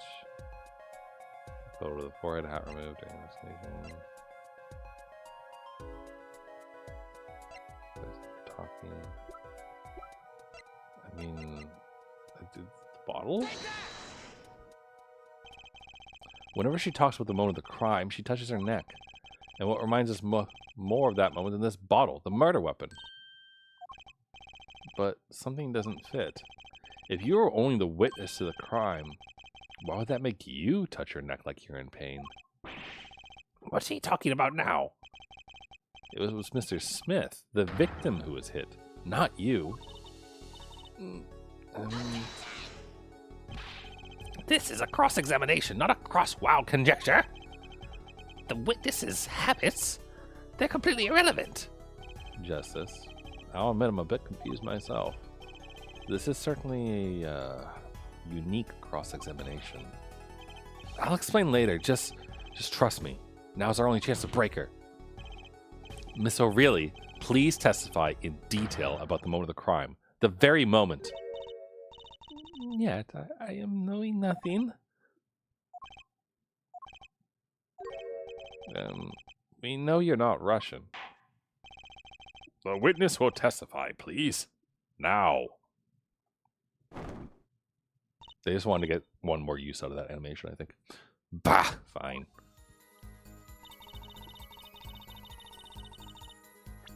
Oh, she contradicts herself immediately. That's amazing. Like, we know that she... Yeah, Okay. I mean, I could press here, or I could just present, honestly. But I'll press, I guess. You seem uneasy. You try standing up here. My eyes are darting all over the place. I must be getting warm. Tell me, after the crime, what was the defendant like? He must have been stunned by the weight of his crime. He sat in a daze at the table until the cops came. Intriguing. I believe you got all the testimony you're going to get out of this witness. So what do you think about her testimony? I'll tell you what I think. Her testimony is flawed. It's basically bogus. It contradicts the evidence. What's that? Well, show us this evidence, Mr. Justice. This evidence that you claim contradicts the testimony. She didn't let him out of her sight until the cops got there. I know there's some evidence that contradicts that. Oh wow, they're just gonna like give it to me, huh? Miss O'Reilly, we have a record here that clearly contradicts what you said. It states that the police were alerted by a report from the defendant. And we know that the defendant left the room, climbed the stairs, and made that phone call from the first floor of the Borscht Bowl Club. So, explain how you kept your eyes on the defendant when he left the room entirely. Nice pictures. Got a picture like right up her nose of her making that face. Very nice. The man who picked up a bottle and swung it that night wasn't the defendant. Did he swing it at her because he was angry?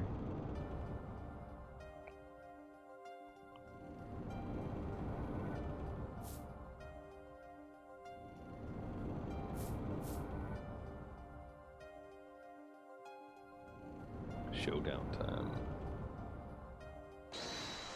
You dirty cheat! Check his pockets now! It's gone. The card's gone. You lose. Just then, Smith grabbed the bottle from next to Wright, and he hit me. You, some master of cheating you turned out to be.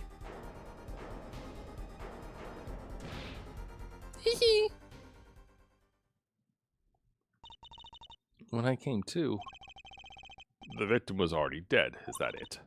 that's why I couldn't reveal who I really was. If it came out that I was in league with Smith, I'd be a suspect for sure. Well, where does this leave us? Madness. This is madness. I'm dreaming. Must have been me who was hit with a bottle. I'm imagining all this. It appears our prosecution is at his wit's end, and frankly, I can't blame him. Mr. Gavin, what do you think about this turn of events? Mr. Gavin? Sir? I believe that as the defense in this case, we are compelled to call Miss O'Reilly a big fat liar. What? 3 were in that room the night of the murder. The defendant, victim, and her. And she has a motive.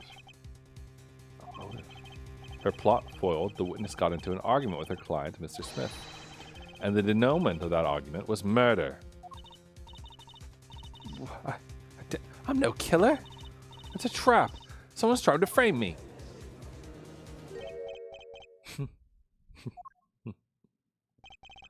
What tangled webs we weave when we practice to deceive. So tangled we catch ourselves in the process. Mr. Wright?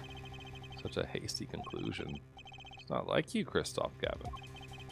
What are you saying? Why not consider the other possibility? That there was another person in the room at the time of the murder. Right, like Mr. Wright was saying before recess. A single card was swapped into the victim's hand after the murder, and the one who swapped the card didn't know two colors of cards were being used. A fourth person. This theory again. Your fourth person doesn't exist. Indeed. That's why I decided to bring this case to court. Here, where there's no escape and no chance for deception. The perfect place to catch the real criminal. The real criminal? And we're in luck. A clue to the real criminal's identity was kindly provided for us. And right at the beginning of the trial, no less. What? Apollo, perhaps you know what I'm talking about? Sorry. Remember what I said. The fourth person who swapped the cards made one critical error. He or she wasn't considering the color on the backs of the cards. Right. But how could such an obvious mistake occur? The cards used for the last game are red. Yet, there's one person here in our court who thought those cards were blue. Yeah, I had that impression too, but why? Well, Apollo, think you can figure out who it was? It's not me, I swear. Who is this fourth person? Wait, is it Kristoff? Why do I always get put on a spot like this? Let's hear what the defense has to say. Who was it? Who thought the cards used in the final game were blue? My brother in Christ, why do you think I know this?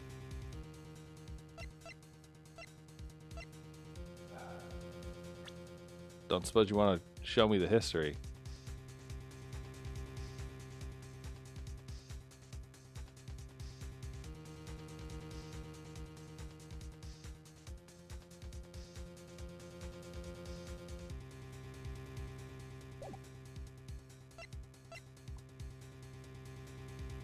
First rate defense, turning my trusted mentor. Shady Smith. Prosecutor attorney. Olga. Well, no, Olga clearly knows the difference because she reacted to it earlier. So, is it Kristoff?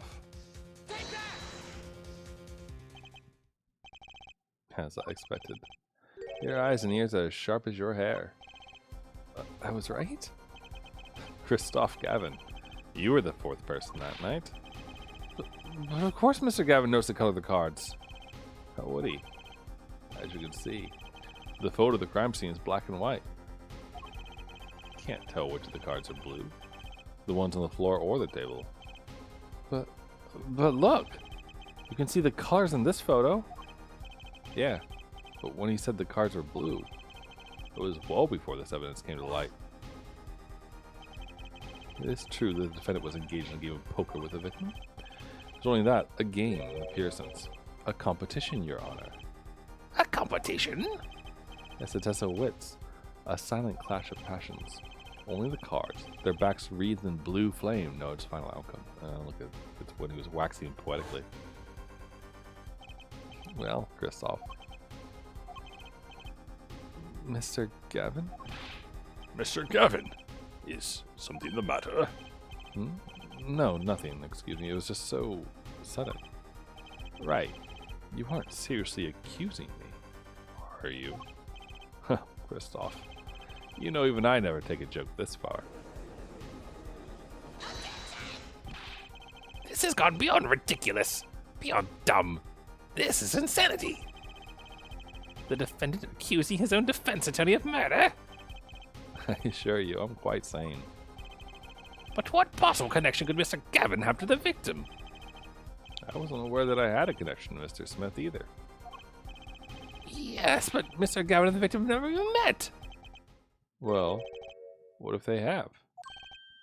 Huh? There is a possibility, after all. They may have met that night, before the game started. What are you suggesting? Is this the truth Mr. Wright was staying silent about? Only one thing to do now. Mr. Wright, the defense would like to request that you testify to the court. The defense would like to request no such thing. Mr. Gavin? Testimony must relate to the case. How could anything happening before that game of poker be related? I'm not sure I follow, Mr. Gavin. As I explained before, the defense believed that Miss O'Reilly... Am I to assume you speak for Mr. Justice in this? He is the defense, not you. Mr. Justice, the matter of Mr. Wright's testimony is up to you. Oh, okay. Does the court, in your opinion, need to hear Mr. Wright's testimony? Yes. I wonder if there's an achievement if you say no, though. Hold on, wait. I'm gonna try it. As much as I'd like to, I guess the testimony isn't related to the case, per se. You heard what the judge said, Apollo. It's your decision. Yours. Justice. You aren't seriously considering... I'm sorry, Mr. Gavin. But now that we've gone this far, we might as well go all the way. The defense would like to request that Mr. Wright testify to the court.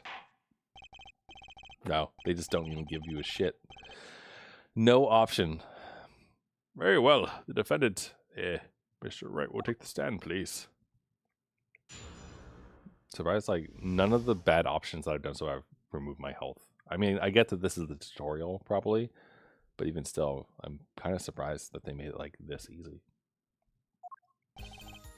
That evening, Kristoff and I had dinner. We sat at the table in this photograph.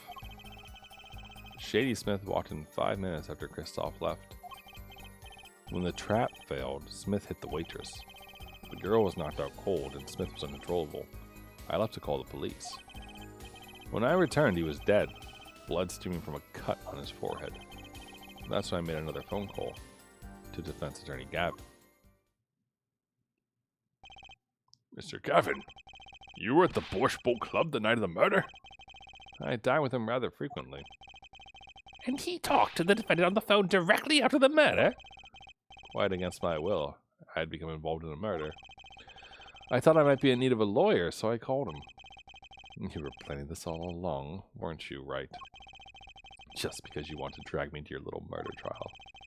The only thing I want is the truth. As I did back then, and now. I thought my office was doing you a favor when we took on your defense. It appears that I was wrong. Very well. The defense may cross-examine the witness. Justice. Sir. He's lying, and you're going to expose him. Understood, sir. Mr. Gavin versus Miss Wright. Oh, this can't end well. Why can't I have a normal trial?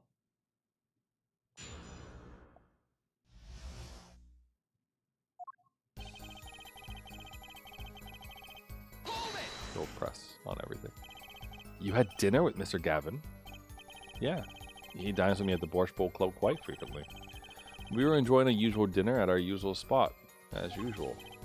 Usual? I always eat at the table closest to the piano. I see. Where Mr. Smith was sitting. So the plates and such on the table were from your dinner? Indeed. The remnants of my meal with Kristoff. We dined for 2 hours, then Kristoff left. After that,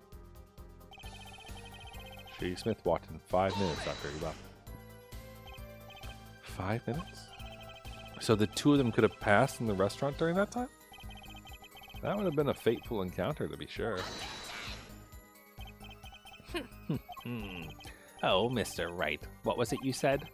Kristoff, Gavin, and Shady Smith may have met? I believe I did say that.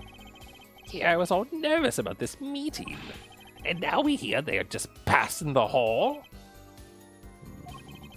That does seem a little weak as a pretense of murder. Oh, it would be, if that were all that really happened. Come on, Mr. Wright. What are you hiding this time? When the trap failed, Smith hit the waitress. Also, should we be paying attention to his, like, stuff?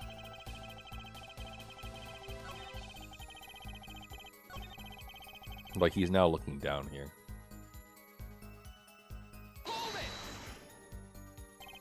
About this failed trap. This is the same trap that Miss Olga O'Reilly mentioned. Plan was simple. Elegant, really, you see. We set up a trap of sorts. I was to plant a card in Wright's pocket beforehand, and then deal 5 aces during one of their games. When the hands were revealed, Smith would call him out and search Wright. He would then pull out the planted card and the trap would snap shut. You swapped the cards. Just like that, the legend would be dashed to pieces.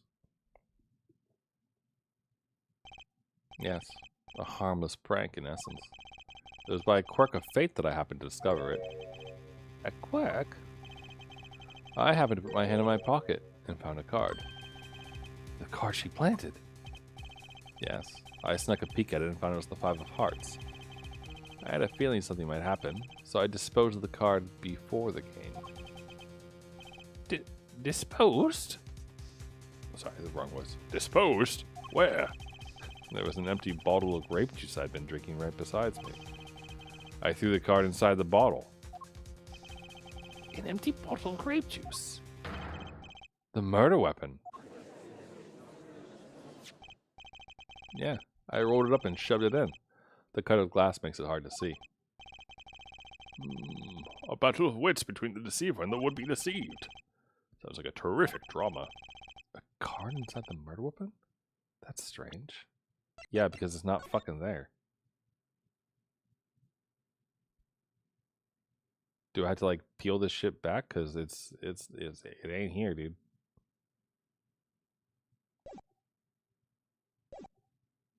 Did the police miss it in their investigation? Maybe I'll take a look. Mr. Wright, the poker head of courtroom number 3 approves of this battle of wits. Please revise your testimony with this new information. So are they saying that like Gavin removed it basically? And disposed the card in the bottle? Why in the bottle? I perceived my opponent's intent immediately. I'm used to entrapment, you see? I knew what was coming. Oh, so you struck first. I like that. I know every trick in the book. It don't work on me. At least when you get lucky and stick your hand in your pocket, they don't. Girl was knocked out cold, and Smith was uncontrollable. I left to call the police. You made the call to the police from the first floor of the restaurant, correct? Exactly. Cell phones don't get a signal down in the hideout. Was anyone else on the first floor at the time? Not a soul. It was the middle of the night after all. So then, in the darkened restaurant, I called the cops. After making the call, I returned to the hideout. Didn't seem right to leave the injured waitress alone. When I returned, he was dead. Blood streamed from a cut on his forehead. And when you returned, the victim was already dead. Yes. I'll admit I was a little startled when I walked in. But little? He was bleeding from his forehead after all. I guess I'd be startled too if I walked in on a scene like that. That's when I made another phone call to the defense attorney Gavin. Could you explain why you called Mr. Gavin? I'd obviously gotten involved in a rather sticky affair.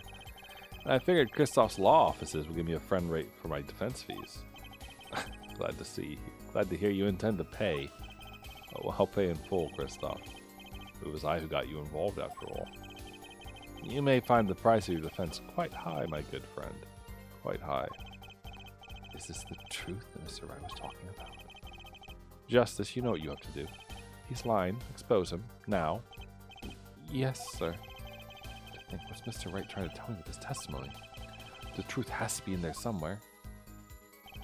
Yeah, it's the thing we pressed on it. God.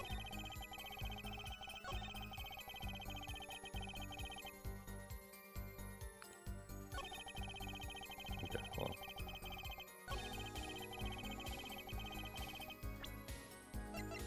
But see, it's not here, right? Can we see the card in this one, maybe? No, not really. Are there any other shots with the bottle? There's this shot, but I mean, the color glass makes it hard to see, as he said. There would have been...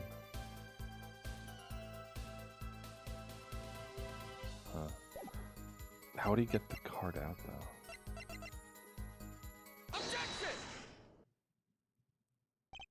though? Mr. Wright, if I may. Yes. I've examined the bottle, and I don't see any card in here. No? What, Mr. Wright? Surely, isn't all you had to say for yourself? Well, I can't say that I know what happened to that card. I did put it in that bottle, however. Huh? Perhaps a fifth person came and took it out. Oh, and a sixth person could have helped. Mr. Gavin, Mr. Wright is your client. My apologies, Your Honor. I won't have you disparaging our investigation either. We looked inside that bottle. There was nothing. So what's going on? Is Mr. Wright hoodwinking us again? Or did the card just disappear? In any case, please continue the cross-examination. I'm afraid decisive contradictions call for decisive evidence. Oh. Push him harder, Justice. Break him. Just you and the witness in the ring. Go for the KO. Ugh, why do I get the feeling we're not on our client's side anymore?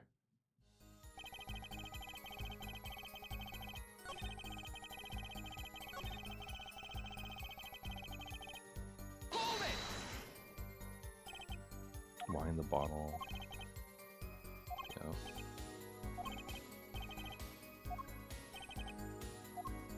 Huh. Girl was not that cold. I looked to call the police.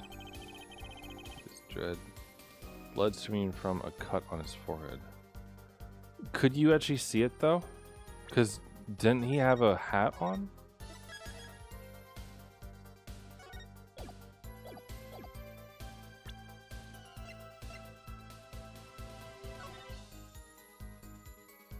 He had a hat on though.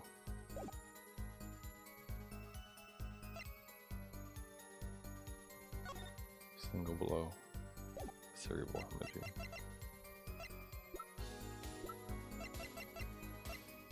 Okay.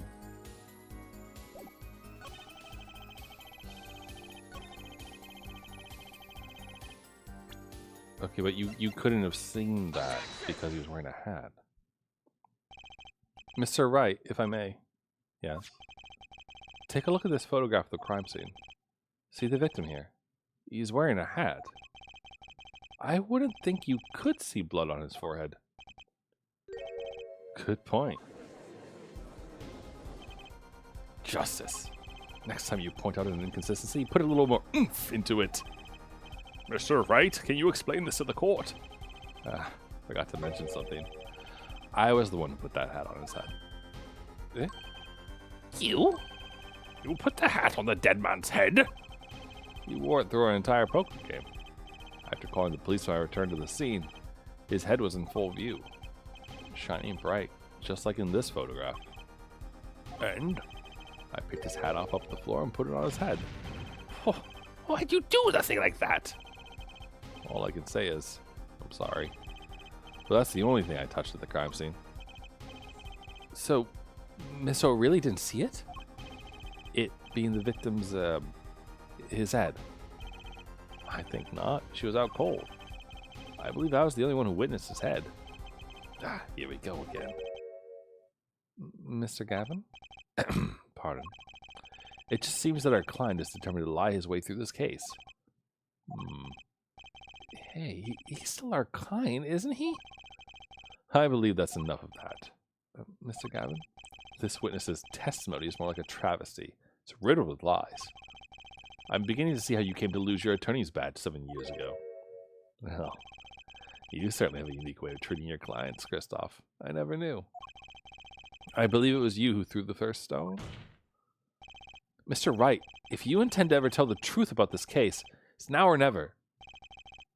Don't be misled. I haven't told a single lie here. Huh? When I noticed the trap, I put the card in the bottle to dispose of it. And when I put the hat on the victim's head, let's just say I had a reason for doing that as well. A reason? That reason is right here. Your cell phone? That night, recall that I spoke with defense attorney Gavin after calling the police. Just in case, I recorded our conversation. What's this? Now that we're all here, I see no reason why I shouldn't play it back for the court. Christoph, I seem to be in a bit of trouble. What's this? Game not going well? Something like that. That gentleman who challenged you, he turned out to be good? He turned out to be dead. Someone hit him hard. You mean someone cracked that flawless bone china pipe? It wasn't you, was it? Me? Please. The cops should be here any minute. I'm in your hands. Should have come to that. Flawless bone china pate. Is pate like French for head or something? Bone china plate? Kind of porcelain, very smooth and shiny, and not plate, but pate. I believe he's referring to a certain gentleman's balding forehead. Oh, he wouldn't be able to see it because he was wearing a hat the entire time. The court appreciates the defendant's discretion in not indicating my forehead. Wait a second. Something's not right about that phone call. So, after Mr. Gavin ate dinner with you, he left the Borscht Bowl Club. Most certainly. Then how did he know? When did he see this bone china pate? Oh, that's right. Yes, that was when I began to see my good friend in a different light. Troubled, I returned to the crime scene. And when I spotted Mr. Smith's head again, I realized exactly what was wrong. Well, Mr. Gavin, the stage has been set. Perhaps you'd like to explain this to the court. Exactly how did you come by your privileged knowledge of the victim's head? So, this is your reason. The reason why you put the victim's hat back on. Your point, Mr. Gavin? It's coming up to this, has it, Phoenix Wright? Order. I will have order. Mr. Payne. Yes, Your Honor. I believe this court has been left with no other choice. Are you prepared to hear defense attorney Gavin's testimony? Well, as the prosecutor, Very well. We'll break for 10 minutes. After which Mr. Gavin will take the stand for a cross-examination. Are we all clear on that? Crystal clear, Your Honor. Very well. Your final recess for the day.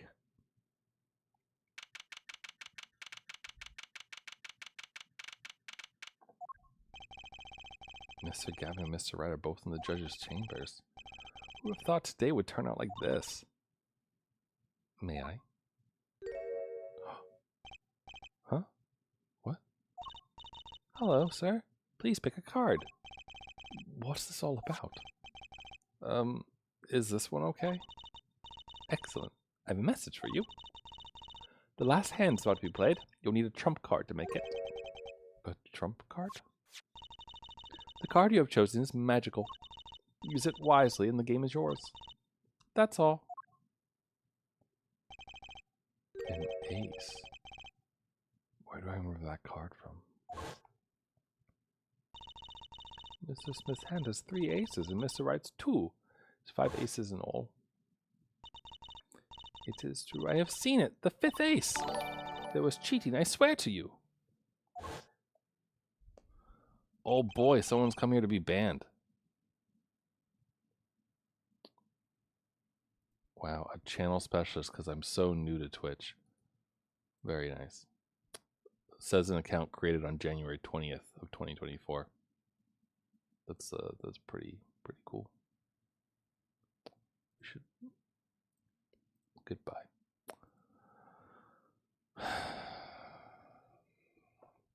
The missing 5th ace.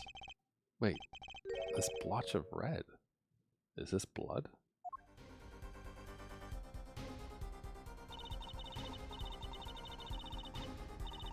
You have your trump card. Now it's up to you to cut the deck and draw the truth. My father's fate is in your hands. I know you can do it. Hold on. Alright, hold on. I thought I didn't need that one thingamahoosit. But I do. Look! They're adorable. Okay, so I think Phoenix probably, maybe, definitely married Maya. Either that or Pearls, but probably Maya. Let's be real. Unless he somehow managed to get like Ghost Mia pregnant.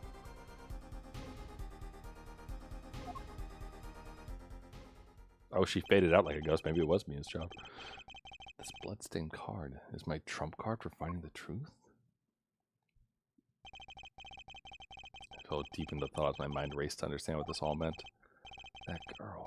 I'd seen her recently, but where? That's when I made the connection.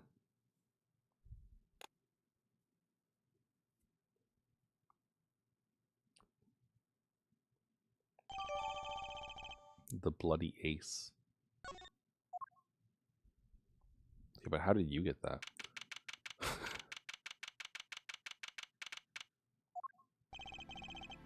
Court will now reconvene. Defense Attorney Christoph Gavin, will you please take the stand? Now then, if you would, Mr. Payne. Yes, Your Honor. Will Mr. the witness state his name and occupation? Is this farce necessary, Your Honor? Believe me, far stranger things have gone on in this courtroom. Fine, I'll play along. First, there's one thing we need to have made clear. How did you know about the secret beneath the victim's hat? By secret, I'm guessing he means the fact that Mr. Smith was bald. Forgive my curiosity, but what is it about this fellow's head? Your Honor seems to have an inordinate interest in it.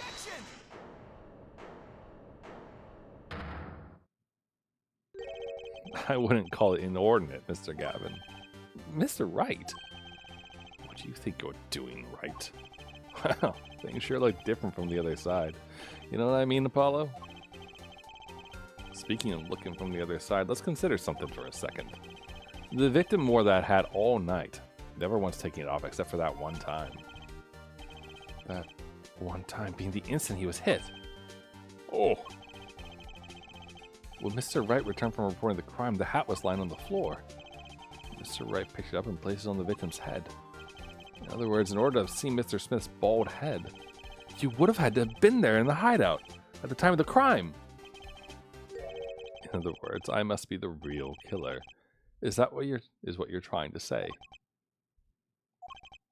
Not bad, Apollo.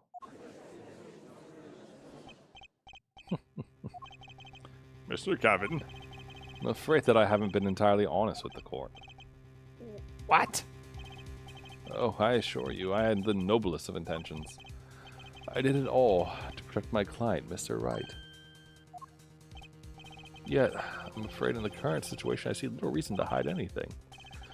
Very well, allow me to tell you the truth of what happened that night. Finally, you may begin your testimony. Tell us, how were you involved in the events of that fateful night?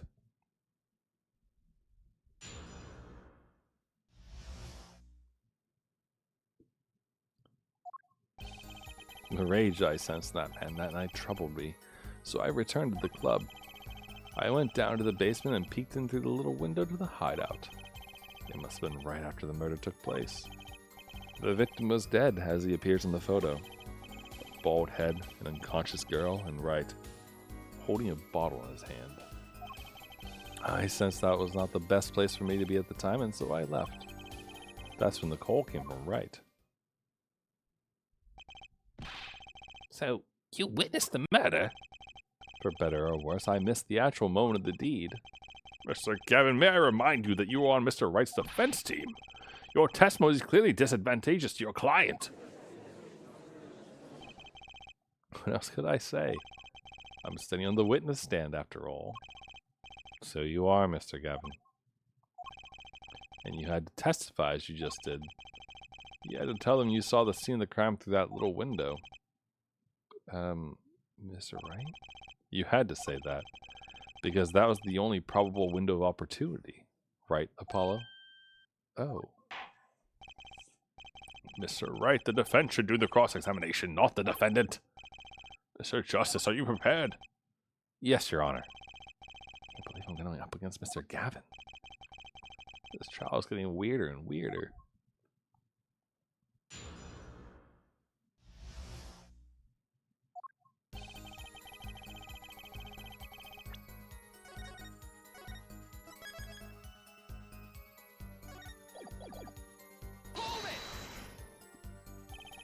That man. You mean Mr. Smith? He was different from the other customers. His aura, shall we say. I knew he was a serious poker player, but it was more than that. So then, you knew the true nature of your client's job? Of course. But I also knew he wasn't engaged in gambling, which would be illegal. Well, it makes sense that he'd know. We're friends after all. Worried for my friend, I returned to the club. You see, I feared this Mr. Smith might be someone coming to settle an old score. I see. What happened then? I went down to the basement and peeked through the window. Okay, so he tilts his head up.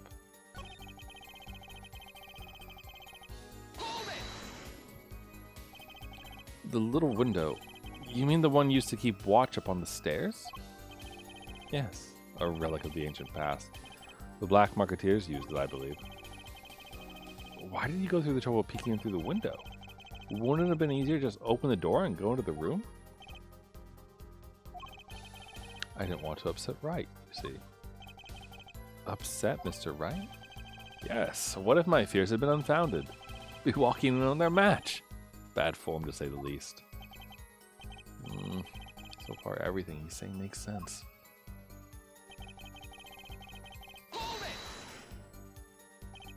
How do you know it was right after the murder? Really? No need to shout justice. I was just getting to that part of my testimony. Ah, there it is. The coolest defense in the West we know and love. Even when you're standing up there on the witness stand, some things never change. I was afraid you'd change too, right? But you haven't. You and that overbearing personality of yours. Man, with friends like these, who needs enemies? As he appeared in the photo. By photo, you mean the second photograph of the crime scene? Precisely. You see, he wasn't wearing his hat then. I saw his head when he was dead. And then Mr. Wright came along and replaced his hat. Can you describe the scene of the crime for us? Bald head and unconscious girl and Wright holding a ball in his hand.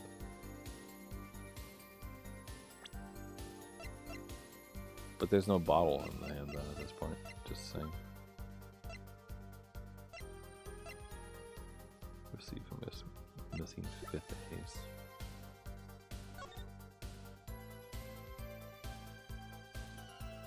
No, 'cause this ace doesn't have blood on it right there. Interesting. Volume 8. Actually, can I look at the back of this card? Okay, it's red.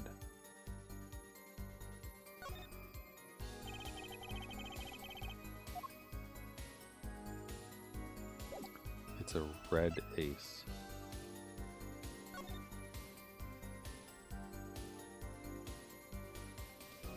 So wait, he would have 3 aces then. Right?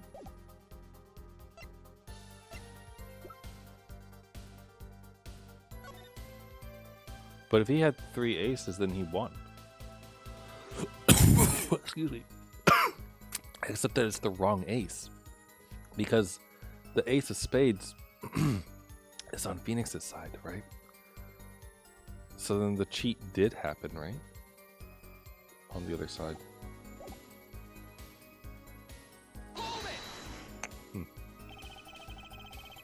Those were the only 3 at the scene of the crime? Yes, as far as I saw at least.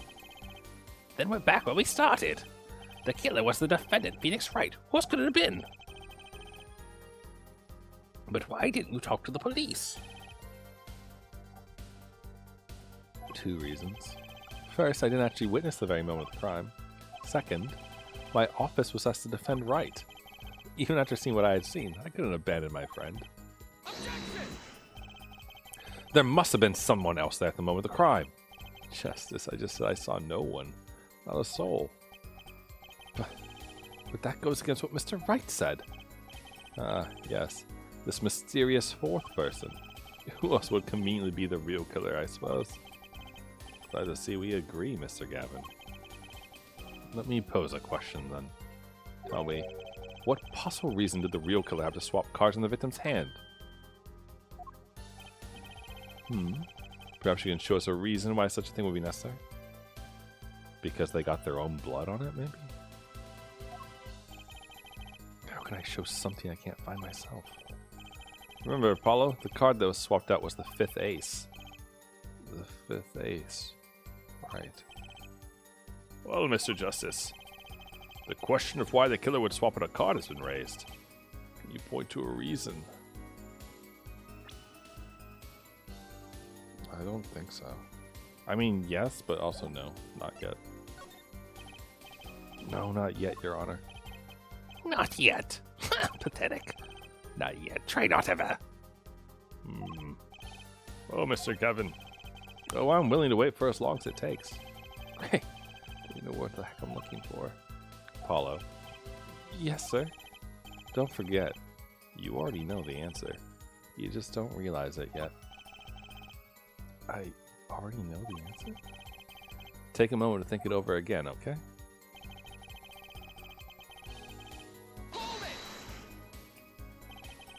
Wouldn't it have been better to wait for the police to arrive? Remember though, by that time I was already Wright's defense attorney. It wouldn't do for me to become part of the investigation. Oh, that makes sense. Or does it? I'm confused. Well, what happened next?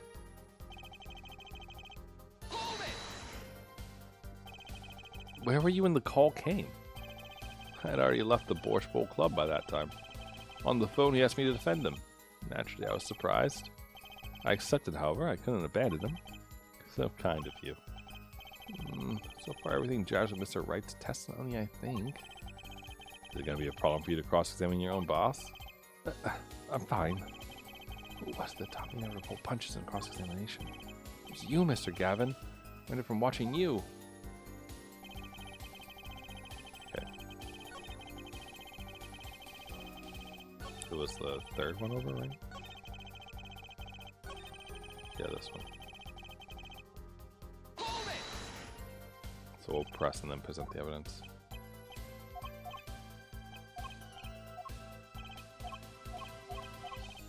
Takes a little bit to get back.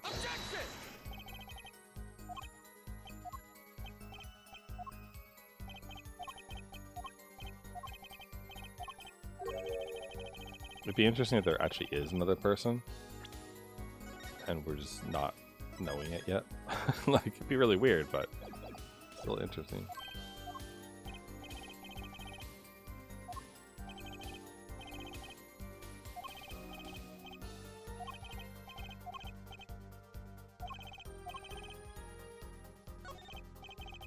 It's now or never.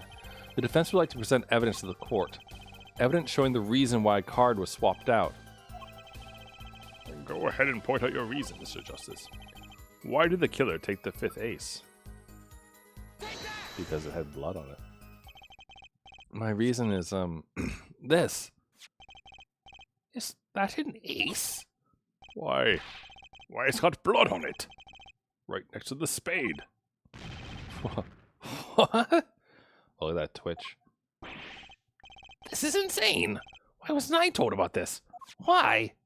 Could this be? Could this be the missing 5th ace? Inconceivable. How could you... What are you doing with that card? Well, that's the thing. Why is Mr. Gavin so upset? Just a fishy card from some fishy girl. Oh, that card. It's mine. That is, I picked it up at the Borscht Bowl Club that night after the murder had occurred. I gave it to my daughter. Cards are her stock in trade, after all. No! Impossible! Unacceptable! The court can't accept this evidence. It's a fraud. A fraud? How can you be so sure? What? I would think the only person who could claim it was a fraud would be the one who took the real card from the crime scene. The real killer. Allow me to elaborate. What if this trace of blood was the reason? The reason for? For the killer to take the card from the scene of the crime. Where are you going with this? Take another look at the photo, and at the victim's head. At the moment of the crime, his hat fell to the floor, and a trickle of blood ran from his forehead down the back of his head. Couldn't a drop of that blood have fallen on one of the cards? I suppose. The killer then took the card to hide the blood. You said you took the card, though, buddy. Regardless, that evidence is non-permissible. Huh? Right. Regardless of how you wasted the lost 7 years, you used to be a lawyer. You know what a serious crime it is to conceal evidence? Huh. Well, we can discuss the finer points of our legal system later. What's important now is that I've answered your question. What are you talking about?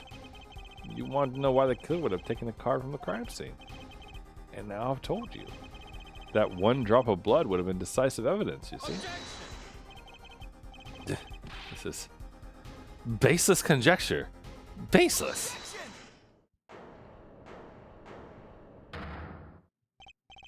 Oh, I assure you it's quite based. Sorry. When this game was made, that wasn't slang, right? Things being based. But that's fucking funny, though.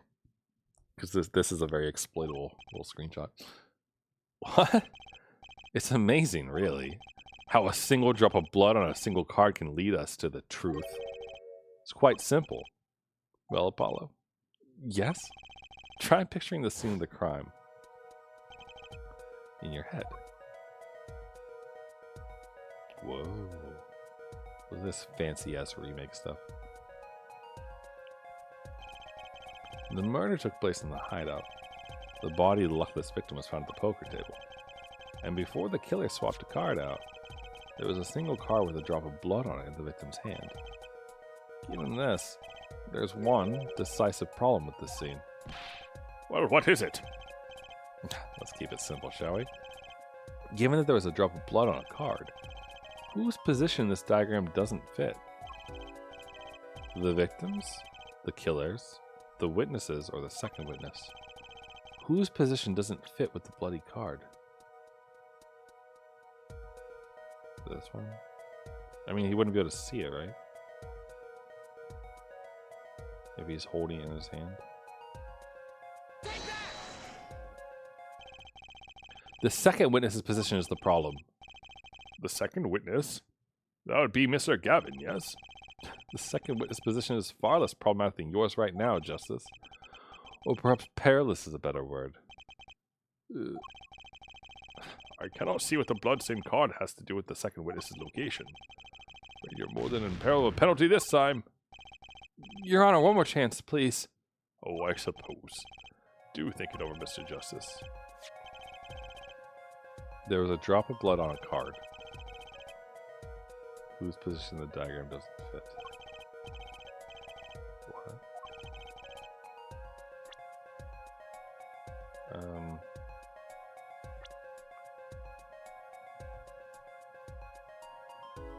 Is it the victim?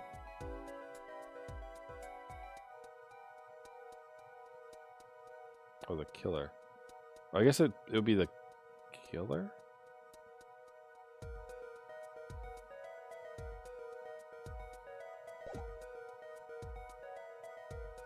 The killer?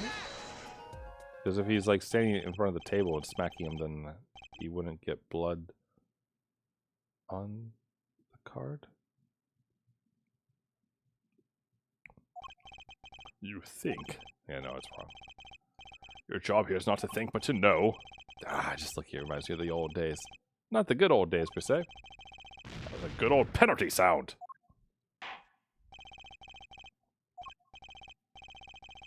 Think before you sink. What?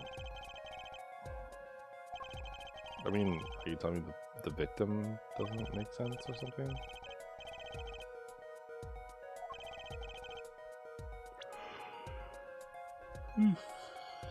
Yes, we're saying the victim. Well, isn't it the victim's position that's the problem? Don't follow your logic here, Mr. Justice. Well, look, the victim was stuck on the head, sending him back in his chair. You think any blood would fall behind the body, not onto the table in front of him? Ah, take a look at the photo again.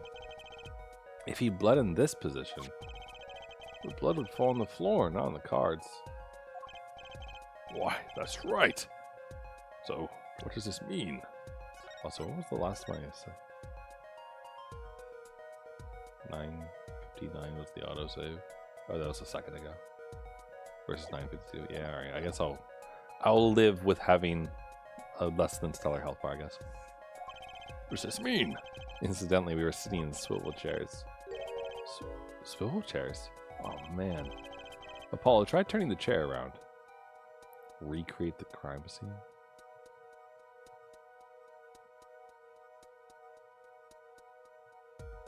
Oh, okay. The chair was facing the other way. It would have to be. So we have to assume that at the time of the murder, the victim's chair was facing away from the table. When Mr. Wright returned from informing the police, which way was the chair facing? When I came back to the room, the body was facing as seen in this photo. That would mean the killer turned the chair back around. Let's take the next step. Look at the diagram once more. We now know the victim was facing away from the table at the time of the murder. But this creates another significant contradiction. Again? Let's test your reasoning skills again, shall we? Apollo, whose location on this diagram contradicts our new understanding of the crime? The victim, the killer, the witness, or the second witness? Whose location creates a contradiction if the victim is facing away? I mean, the killer has to...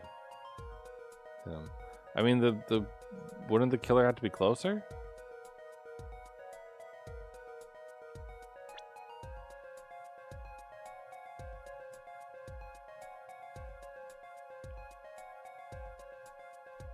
Or is it the second witness? Because he said he saw the bald head. No, he'd still be able to see the head from there, right? I don't think the witness matters here. Is it the killer? I mean, I'm a little confused. Like, can the killer actually reach here?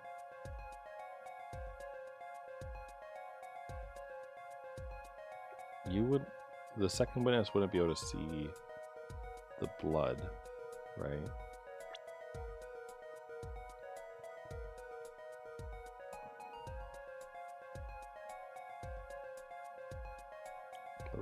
Forward on the cards.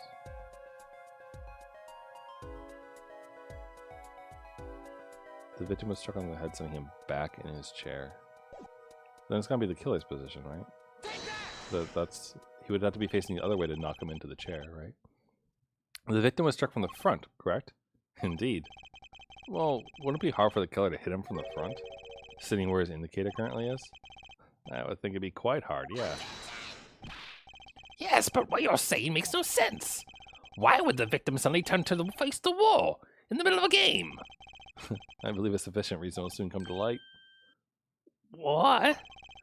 There's something in this diagram that makes far less sense, actually. Look again at the diagram.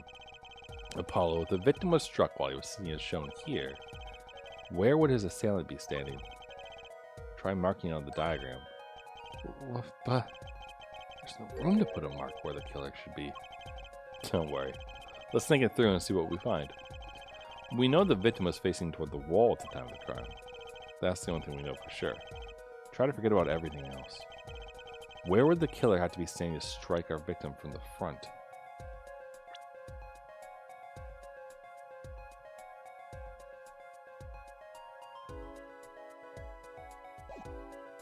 No, I mean, here. The killer had to be standing, well, here. You get points for flair, but that's about all you get. I thought I was onto something there, too. I hardly need to point out that standing there would be impossible. The victim is facing a solid cupboard. Or you claiming the killer climbed the cupboard and hit him from above. It's simple logic, really. If this was the only place the killer could have been standing, then that means at the very moment of the crime... Wait, I know. At the moment of the crime, the cupboard wasn't there. What's this now? I mean, that's the only explanation, right, Mr. Gavin?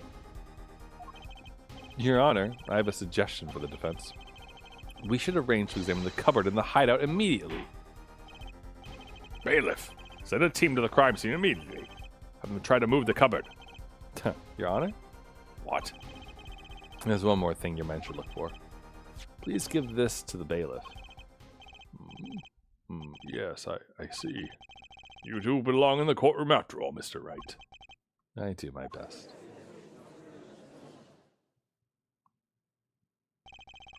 But let's forge ahead here while we wait. Look at the diagram once again. It's been changed. If the killer was standing here at the time of the crime, then this cupboard wasn't here. Which means...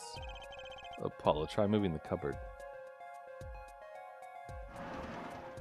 Oh, you wouldn't be able to see through the window.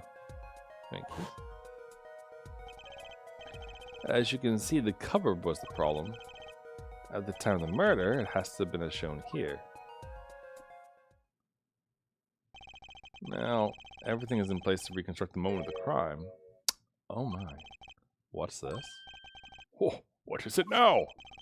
Look at the diagram of the crime scene once more. It appears we found yet another contradiction.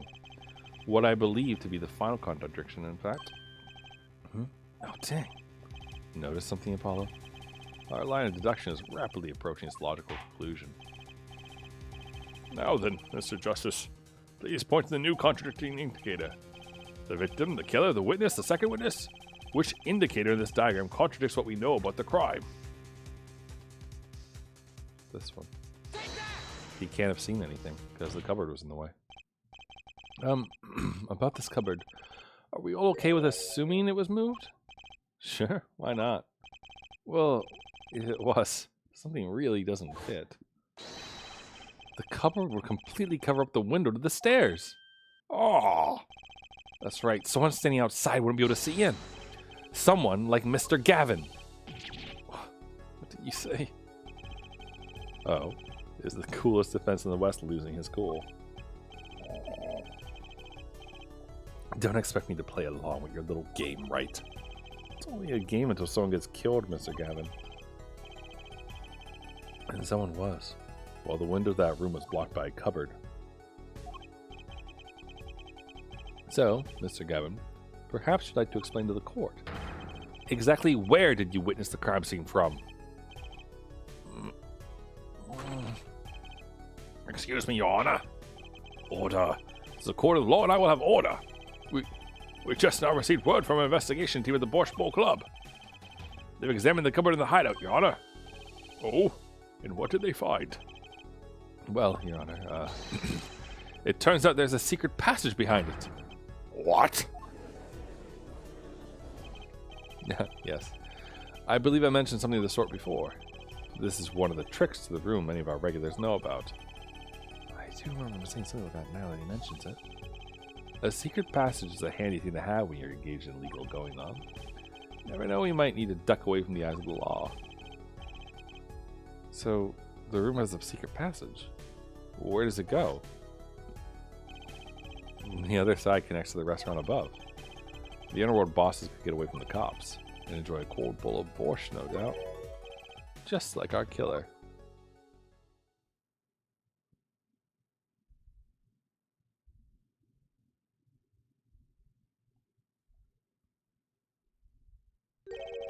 You see where our line of simple deductive reasoning that's led us, Apollo? I see it, but I don't believe it. That girl wasn't kidding when she said I needed this trump card for the last hand. At the time of the murder, the window was blocked and the victim's hat was only off of his head for a few minutes before Mr. Smith's murder.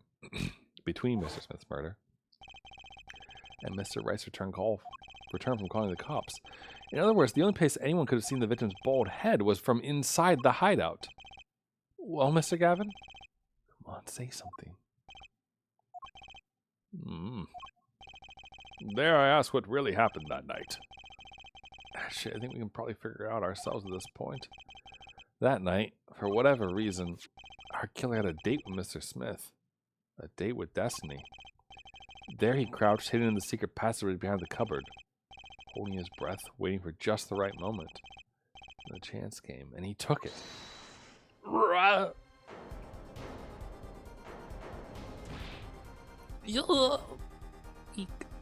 I can't scream. My voice is not working. Why do you do that? Wait here, I'll get help.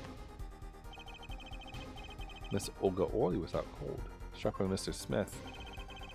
But his time was soon to come. Mr. Wright went upstairs to call the cops.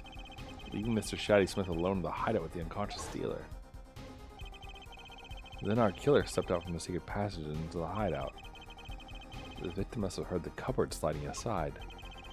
He wheeled his chair around to look, and after the deed was done, the criminal must have seen the blood on the card.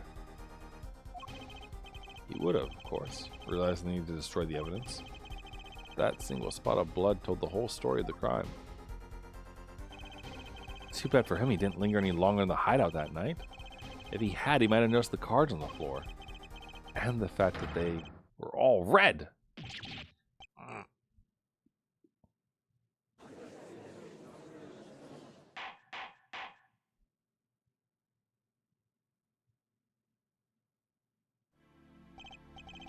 Well, seems this trial is taking yet another turn. I'm truly sorry I had to see this day come, Mr. Gavin. Mr. Gavin? Mr. Payne! You? Yes, Your Honor. The prosecution will continue its investigation. As for Mr. Phoenix Wright, the defendant, he is hereby cleared of all suspicion. Believe me when I say that I don't believe this is happening, Mr. Gavin. But I'm afraid circumstances call for me to issue a warrant for your arrest. Immediately.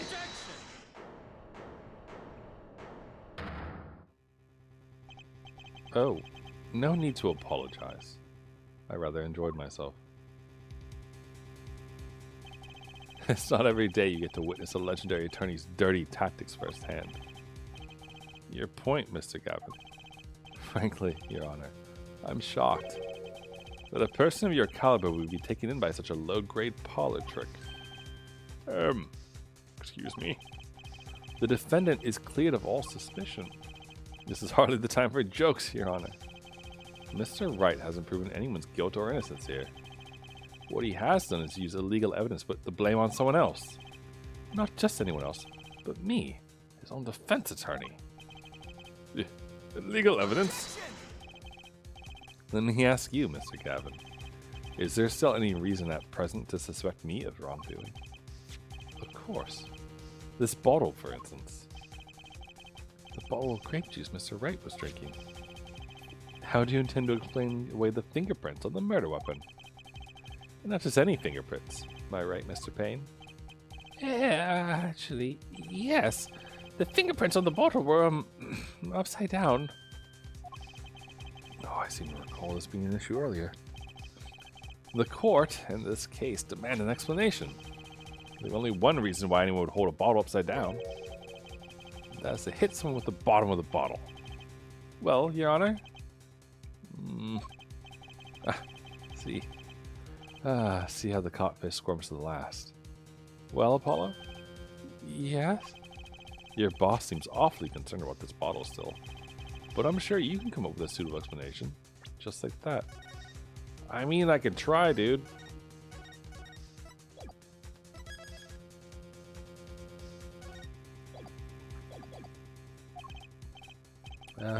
Yeah. Just like what? Why would anyone grab a bottle upside down other than to... Don't let him trick you into thinking his explanation is the only legitimate one. Is there really another? Take another look at the court record. I believe you'll find a simple answer there, in plain sight. How about you just say the answer in plain words?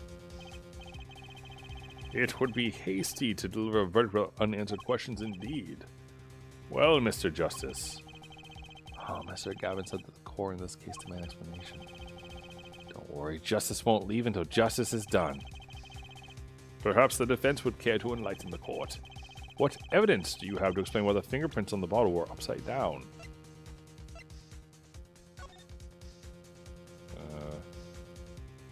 Because he picked up the bottle to write it? His prints are upside down. I mean, maybe the bottle got stuck and he had to open it? I was thinking it's this, like he has to reach down to grab it.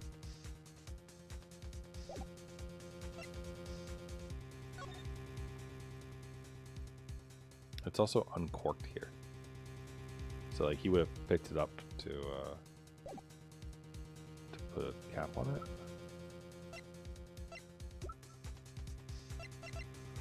Okay, so I have a couple plausible ideas here, I suppose.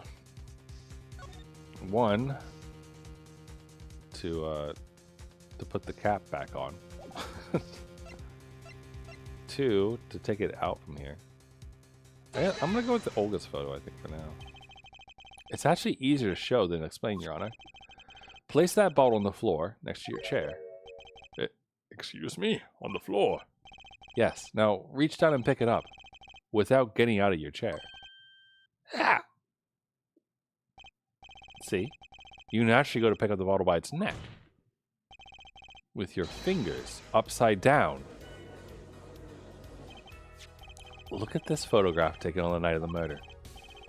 The defendant, Mr. Wright, sat here, playing piano, bottles of grape juice on the floor to the side of his piano bench. He would have naturally picked up the bottles upside down several times. Wow. Oh, I can't believe it was that simple. Recall our dinner that evening, Kristoff. I was drinking my usual juice then, too. Basically, you used the bottle on the table to do the deed, but then you must have remembered. So you went and picked up one of the bottles from under the piano, and you switched the bottles. And you took one of Mr. Wright's bottles and made it look like the murder weapon. Well, in that case, then one of the cards should be in a different bottle then, right? Order! Order! What do you have to say to these charges, Mr. Gavin? Fascinating. So this is the legendary attorney's famed tactic in this direction. What? You claim that I switched the bottle? Where's your proof? Proof? Well, that's, as I thought. More baseless conjecture. I'm afraid your bottle of proof is quite empty. Yeah, it doesn't have a card in it. I wouldn't be so sure about that. Your Honor, when you initiated the investigation of the hideout earlier, do you recall I requested an additional investigation? Ah, yes, I have your memo about that here.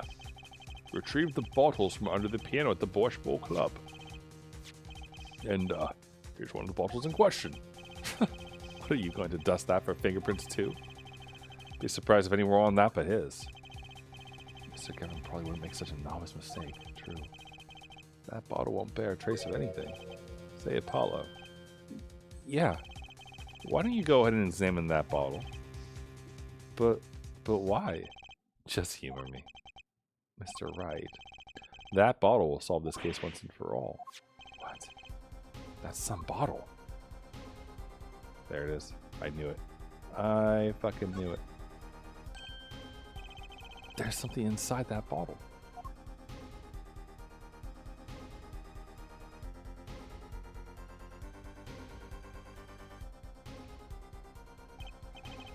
What's this? That card. It can't be. Recall that unpleasant woman's testimony for a moment. Miss Olga O'Reilly? Yeah, our little swindling Devoshka. That night I planted the card like I was supposed to, and Wright lost the last hand just like he was supposed to. Then Smith searched him, but the planted card was gone. The trap failed. Wait, this isn't... You're telling me that this is the planted card you disposed of? The one you mentioned in this piece of testimony. I happened to put my hand in my pocket and found a card. Yes, I snuck a peek at it and found it was the Five of Hearts. I had a feeling something might happen, so I disposed of the card. Before the game. Disposed? Where? There was an empty bottle of grape juice I'd been drinking right beside me. I threw the card inside the bottle.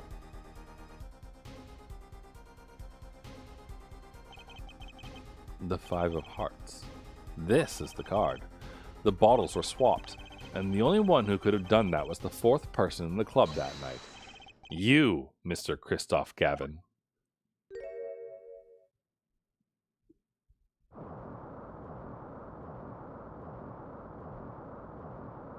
The Porsche.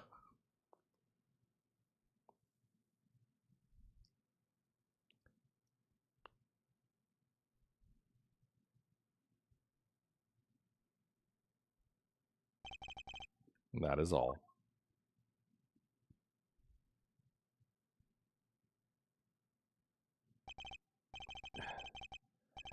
Is this your idea of revenge, Phoenix Wright? Revenge. Revenge for the events that took away your attorney's badge 7 years ago? My past is like my logic. Straight and true. Nothing's changed. All I did was point the finger of justice in the proper direction. Fine. I'm glad we could have this little tete-a-tete, right? Is it tete-a-tete? Tete-a-tete? I don't speak French. This is insane. What about me? Don't I get to prosecute anyone?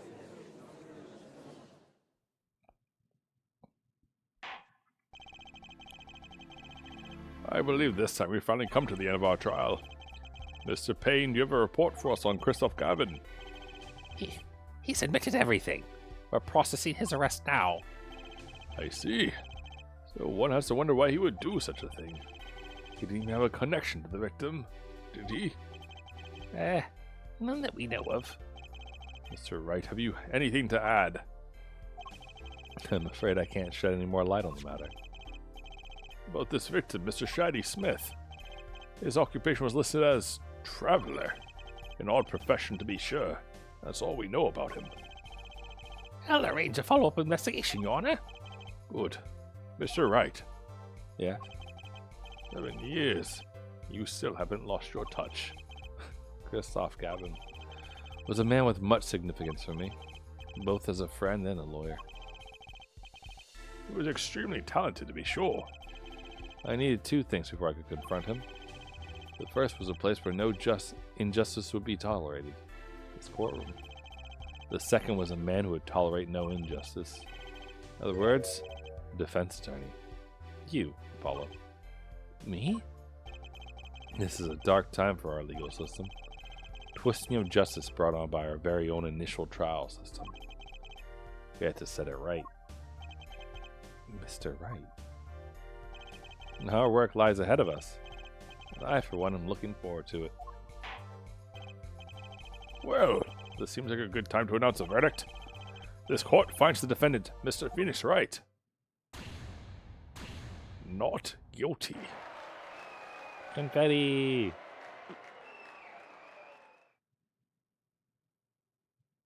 Their heads wiggle. Court is adjourned.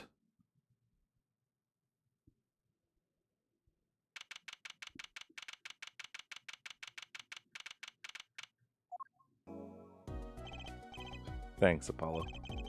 You came through, just like I thought you would. I'm pretty sure I didn't do a thing in there. It was you who cornered Mr. The killer. No, I couldn't have done it by myself. You sensed it too. Today, didn't you? Your ability? Ability? Yeah, a sensitivity I lack. You'll come to understand it soon enough. Wait, I wonder if he means...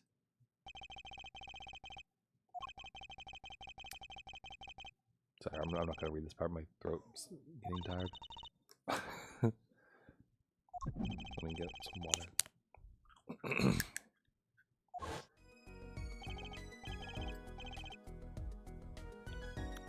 What was that, Mr. Wright?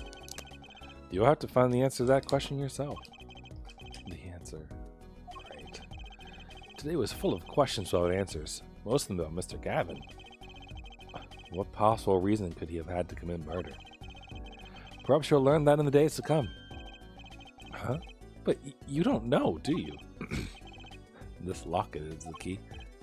Huh? Oh, that reminds me. I met the girl whose picture is in your locket.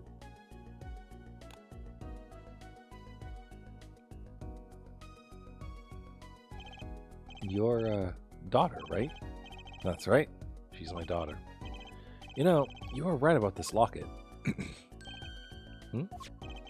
I took this off his neck the night he died. But it looks like our dear Russian scam artist saw me. So the truth is, this locket really did belong to him. Wait, but that's perjury. You testified. You said that locket was yours. I said no such thing, actually. Huh? I merely said that it was a locket with my daughter's picture inside it. A subtle distinction, but a distinction nonetheless. I asked the truth. Wait, but then why? Why was the victim wearing a locket with a picture of your daughter inside it? Sometimes the straightest path to the truth isn't the best one. Give it time. You're still just getting started with your career. Speaking of which, I may be out of a job. I work for Gavin Law offices after all. Oh, I still can't believe I just saw Mr. Gavin get led away in handcuffs. Apollo? Yeah? How about coming to work for me? Eh? You mean at the Wright & Co. law offices? I mean, there's not a single attorney in my generation that doesn't know it. I can't imagine that to be true, but... Wait, but didn't you... You're not a... Oh, I turned in my badge, yes. I'm not an attorney anymore. That incident 7 years ago. That legendary trial. At the middle of it all was one man. Phoenix Wright. And the case reached a sad conclusion and he left law for good. Have you ever thought about coming back to the courts? I'm, not qualified to stand in a court of law, I'm afraid. Didn't you notice in today's trial? There was a single piece of forged evidence. Forged evidence? What are you talking about? Talking about evidence that shouldn't have existed. A naughty magician's trick. One piece of evidence struck me as odd as true. It seemed, well, too perfect. I'll bet this was the forged evidence. You mean this, don't you? I got this from your daughter, Mr. Wright. Yeah, that card couldn't have been found at the crime scene. Why? Because the killer took it with him when he left. Leaving the wrong card in its place, luckily for us. The court can't accept this evidence. It's a fraud. Fraud? How can you be so sure? I would think the only person who could claim it was a fraud would be the one who took the real card from the crime scene. The real killer. Actually, I mean, like, you could claim you could do that even without it, because the ace is right fucking there. Like, it's on the wrong side of the table. My verdict was already handed down 7 years ago. Then, you really... Yeah, I forged this card. One look at the crime scene should have told you it wasn't real. You can't do something like that and call yourself an attorney? Who's calling themselves an attorney, Apollo? So it's true. The rumor is true. 7 years ago... None of that matters much now, does it? Oh. I punched him. It's your story from here on out, Apollo. Perhaps I can help you turn the next page. My office's address. Drop in if you like. Mr. Wright. Oh, about your uppercut. Try yelling, "Take that," next time. And it packs a little more punch. And Apollo, thanks for today. Had a good time.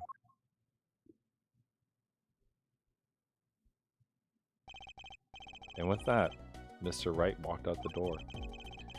And that's how my first trial ended. A lot of mysteries went unsolved, and at the time, I had no idea they were all related.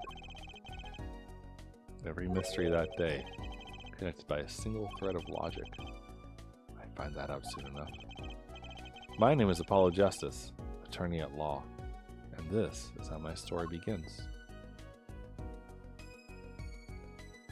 End.